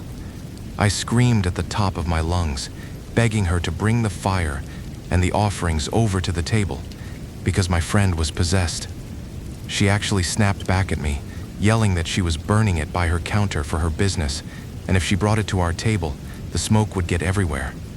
But then she ran over, took one look at the blood pouring out of Bryce's shredded mouth, and completely lost her mind. She started screaming that he was eating the glass. I frantically yelled at her that he had messed with the spirit of a little Khmer girl outside the church and she was possessing him. The second I said that, the old woman completely panicked and dropped to her knees right on the concrete. She frantically pulled out her offering plates, started aggressively bowing, sobbing and chanting prayers, begging whatever was inside him to show mercy. I don't even know what came over me. Seeing an old lady crying and bowing on the dirty concrete just flipped some kind of desperate survival switch in my brain. I leaned right into Bryce's face, but I didn't threaten it. You don't threaten something that's making your friend eat glass. I tried to bargain with it. I told the entity that we understood her anger, that I would personally scold him for what he did, and I promised we would buy her all the proper offerings she wanted if she just left his body right now. 30 seconds later, the grip on my wrist vanished. Bryce's eyes suddenly rolled so far back into his skull that I could only see the yellowish whites before his entire body went limp. He collapsed face first onto the plastic table, spitting out a massive clump of red glass and shredded meat. I was in absolute panic mode. I begged the stall owner to watch our bikes, got some random guys on the street to help me prop Bryce's blooding body onto my motorcycle, and rushed him straight to the local emergency room, frantically calling his parents on the way. He spent a week in the hospital. The doctors managed to stop the blooding, but they couldn't save his tongue. They could only save about 60% of it, because the entire front tip was completely gone, mashed into unsalvageable meat by the glass shards he was chewing on. He survived, but the Bryce I knew, the loudmouth, the arrogant jerk, who always had something smart to say, he didn't make it past that table. Now, he's got this severe speech impediment. People used to laugh at him when he tried to talk, so he just stopped. We still hang out sometimes, but it's just pure silence.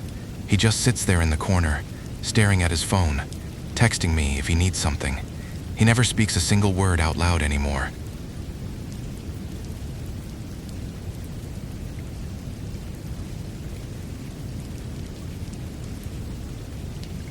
The guy squatting in the latrine stall didn't even flinch when a severed human arm bobbed to the surface of the shit-filled water below us. I screamed at him, warning him, but he just slowly turned his bald head, stared right through me, and said, "Oh really? Fish it out so I can reattach it." Before I could process that absolute bullshit, there was a loud splash. His own arm had just detached from his shoulder and dropped straight into the dark water. And then, his leg followed. I still have nightmares about the sound of meat hitting that water. Before I drag you back to 1980 to explain this nightmare, you need to picture what I look like today. I'm in my 50s, sitting on a tarp near Andong Market, right on Win Thi Minh Khai Street every single day, hawking cheap lighters, vintage rings, old military walkie-talkies, and old war junk. I'd even spin these crazy stories to the tourists, claiming some rusty lighter was thrown away by a US president just to jack the price up from 20 cents to $20. I've got this massive heavy torso, rocking old military gear, a tiger tooth necklace, and these faded hand-poked tattoos of pin-up girls all over my chest. But my arms and legs, they're shriveled, useless little twigs. I literally can't even reach the antiques on the far edge of my own tarp. I have to ask my regular customers, like this 30-something vintage collector named Kyler, to hand things to me. Kyler doesn't even care about the junk I sell. He mostly just hangs around for hours because he's obsessed with my stories about old Saigon, constantly asking me about how the historic streets like Tudor or Catanat used to look before the war, because we built this genuine connection over those history lessons. Kyler finally asked me why the other street vendors have to physically hoist me up under the armpits just so I can stand. I told him the ugly truth. My body isn't just sick. It was cursed by something I brought back with me. Back in 1980, I was 20 years old, fresh out of high school with a useless diploma, living in a country still piecing itself together after the war. My folks actually had some money, so they bought me a brand new pedicab, a cyclo, thinking I could make a decent living staying out of trouble. I started pedaling around the Western bus station, this undeveloped, sketchy-ass area full of dirt roads, stray dogs, and those floating latrines built directly over catfish ponds. My cyclo wasn't just some cheap bike. My parents dropped over an ounce of gold on it, which was an insane amount of money back then, specifically paying extra to make sure it had these heavy-duty, ultra-responsive safety brakes because they were absolutely paranoid about me getting hurt on the road. They wanted me to have a stable hustle, but the area I worked was an absolute dump. The Western Transit Hub was basically a wasteland of unpaved paths, overgrown graveyards, and these horrible wooden outhouses suspended right over muddy ponds where locals bred catfish using human waste. It was gross, but that was just how things worked out there. It was late one night, around 10 p.m. I was exhausted and just about to call it quits when this lady flagged me down. She looked way too rich for the neighborhood, wearing this heavy pearl necklace that practically glowed in the dark. She offered me a few bucks to take her to the highway. Now, a few bucks might not sound like a lot, but to a kid hustling on a bike, it was a solid payout. But there was a massive catch. It was a miserable winding route. You had to pedal for at least 45 minutes through these dark, unpaved, pothole-ridden paths that barely qualified as roads.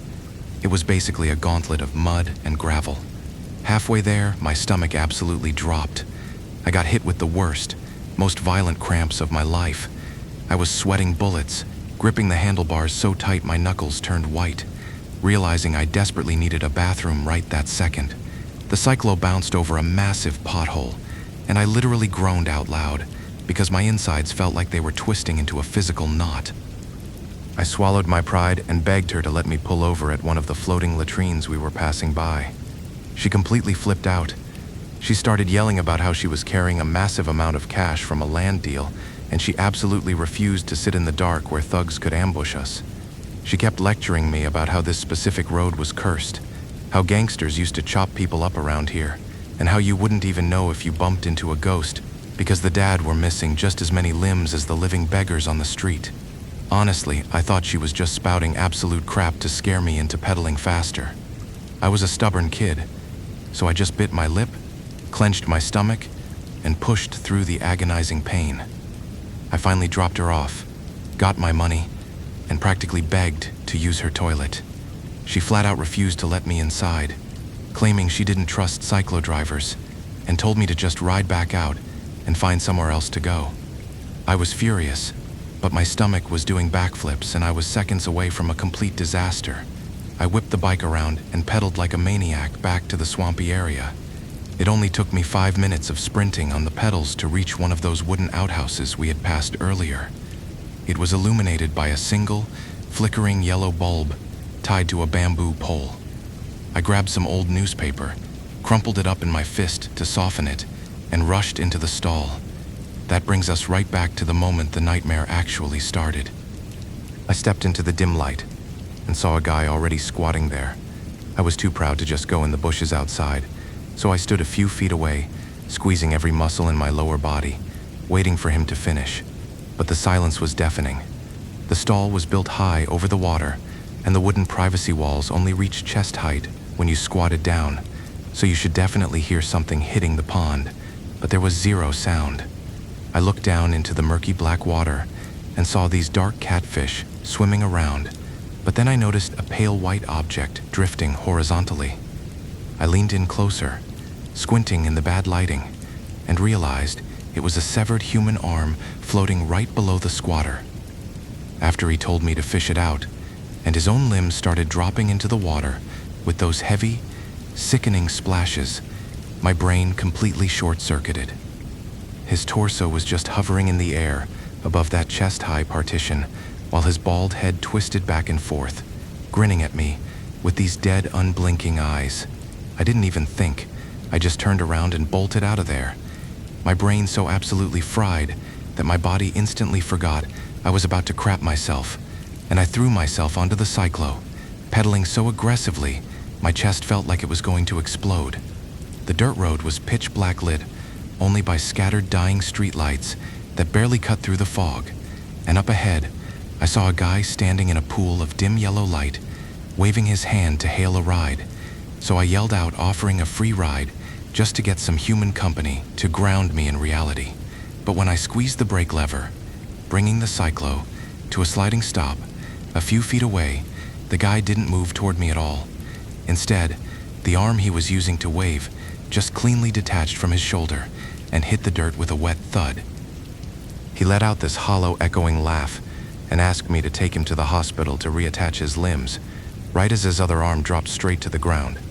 So I yanked the handlebars so hard the bike popped up on one wheel, and I pedaled blindly into the darkness, hyperventilating and sweating like crazy, with every shadow looking like a severed limb, and every rustle of the wind sounding like meat hitting the dirt. My legs were burning, and my lungs were gasping for air, but I refused to slow down until I saw another cyclo driver ahead of me with a bald head, and thinking it was just a coworker, I shouted for him to wait up so we could ride back to the station together.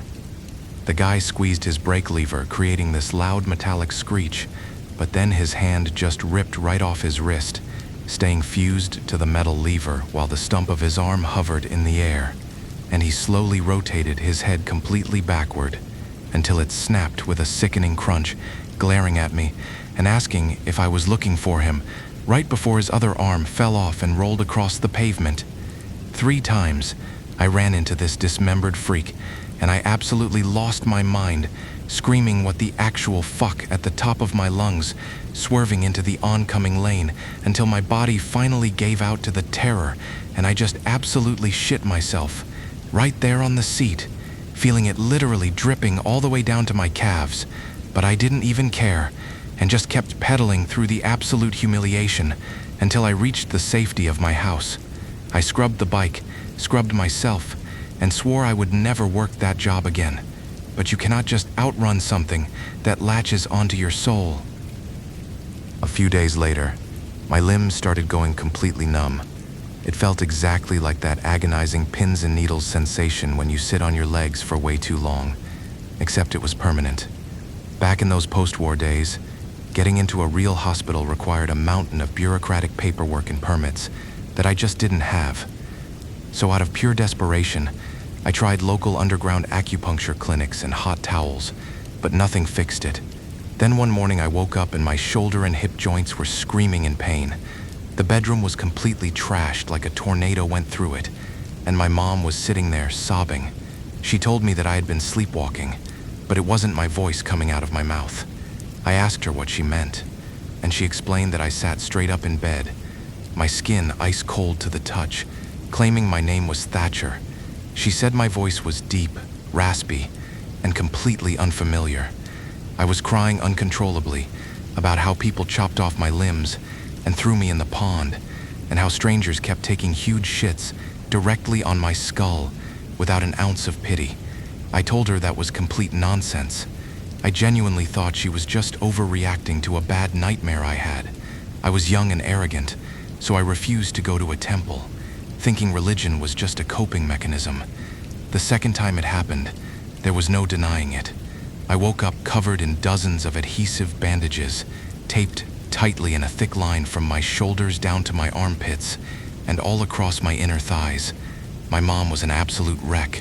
She told me that in the middle of the night, we didn't have any proper gauze or red antiseptic in the house, so she frantically emptied an entire box of tiny adhesive bandages, desperately trying to patch up these massive invisible wounds I was carving into myself. She explained that during the night, I had grabbed a piece of hard wood and spent hours violently sawing it into my shoulder and hip joints, just mindlessly grinding the blunt wood deep into my own flesh. She said I was panting like an animal. My eyes rolled completely to the back of my head, begging someone to fish me out of the water. When she tried to pray over me, the entity inside my body snapped at her. It told her it would break the necks of anyone who dared to desecrate its grave again. That scared the absolute crap out of me, so I finally agreed to go see a monk. The monk at the temple listened to my symptoms and immediately knew what was going on. He told us the brutal history of the Western Transit Hub. Back in the 60s, the area was controlled by ruthless loan sharks. Thatcher was a poor, illiterate cyclo driver. Because he couldn't read and didn't own any land deeds for collateral, the legitimate banks completely shut him out. Left with absolutely no other choice to survive, he borrowed money from the mob to buy his rig, signing the predatory loan contract with just his thumbprint because he couldn't read a single word. The interest rates were predatory, so no matter how many hours he worked, he could never pay off the principal amount. People said he would pedal day and night, hauling passengers all the way across the city to Tudu Hospital. But after months of breaking his back, he hadn't made a single dent in the actual debt.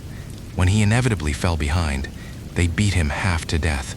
Out of pure desperation and rage, Thatcher poured gasoline over his cyclo and burned it to a crisp right in front of the mob boss's house. The gangsters didn't just kill him, they made a horrific example out of him. They hacked off his arms and legs and dumped his mutilated torso into that exact catfish pond. The mob openly threatened the locals, saying whoever pulled his body out would inherit his massive debt. So, everyone did nothing. They just left him down there while the bottom-feeding catfish slowly nibbled the rotting meat right off his severed bones in the dark water of that public toilet. For 20 whole years, people just closed their eyes, pinched their noses, and used the latrine directly over his watery grave. Sometimes they would literally see a severed hand reaching up from the sludge, blindly waving around and aggressively splashing the foul water right up at them. But they would just squeeze their eyes shut, clenched their teeth, and looked the other way because they were too terrified to get involved. My family actually had to hire a crew to manually drain that horrible pond, spending several grueling days relentlessly hauling out heavy buckets of putrid, shit-filled water by hand just to expose the bottom. Once it was finally drained, they scooped his scattered bones out of that reeking muddy sludge, cleaned them, and gave him a proper altar at a temple. The possession stopped completely. But my body never recovered. It's like the ghost's mutilated state imprinted itself onto my physical form. My arms and legs just withered away into nothing, leaving me with this massive, heavy torso and limbs too weak to support it. I lost everything. My family had decided to stay in the country after the regime change, and we slowly burned through every single ounce of our hoarded gold just to survive the grueling rationing era until we were completely bankrupt. And that's how I ended up selling junk on a tarp by the road, needing strangers just to help me stand up. But the worst part isn't the poverty or the disability. It's the phantom feeling. Even now, 40 years later, if I sit in a bathroom and hear the slightest splash of water below me, I completely freeze. I have to physically grab my own wrists and ankles, squeezing them as hard as my weak fingers can, just to make sure they haven't detached from my body.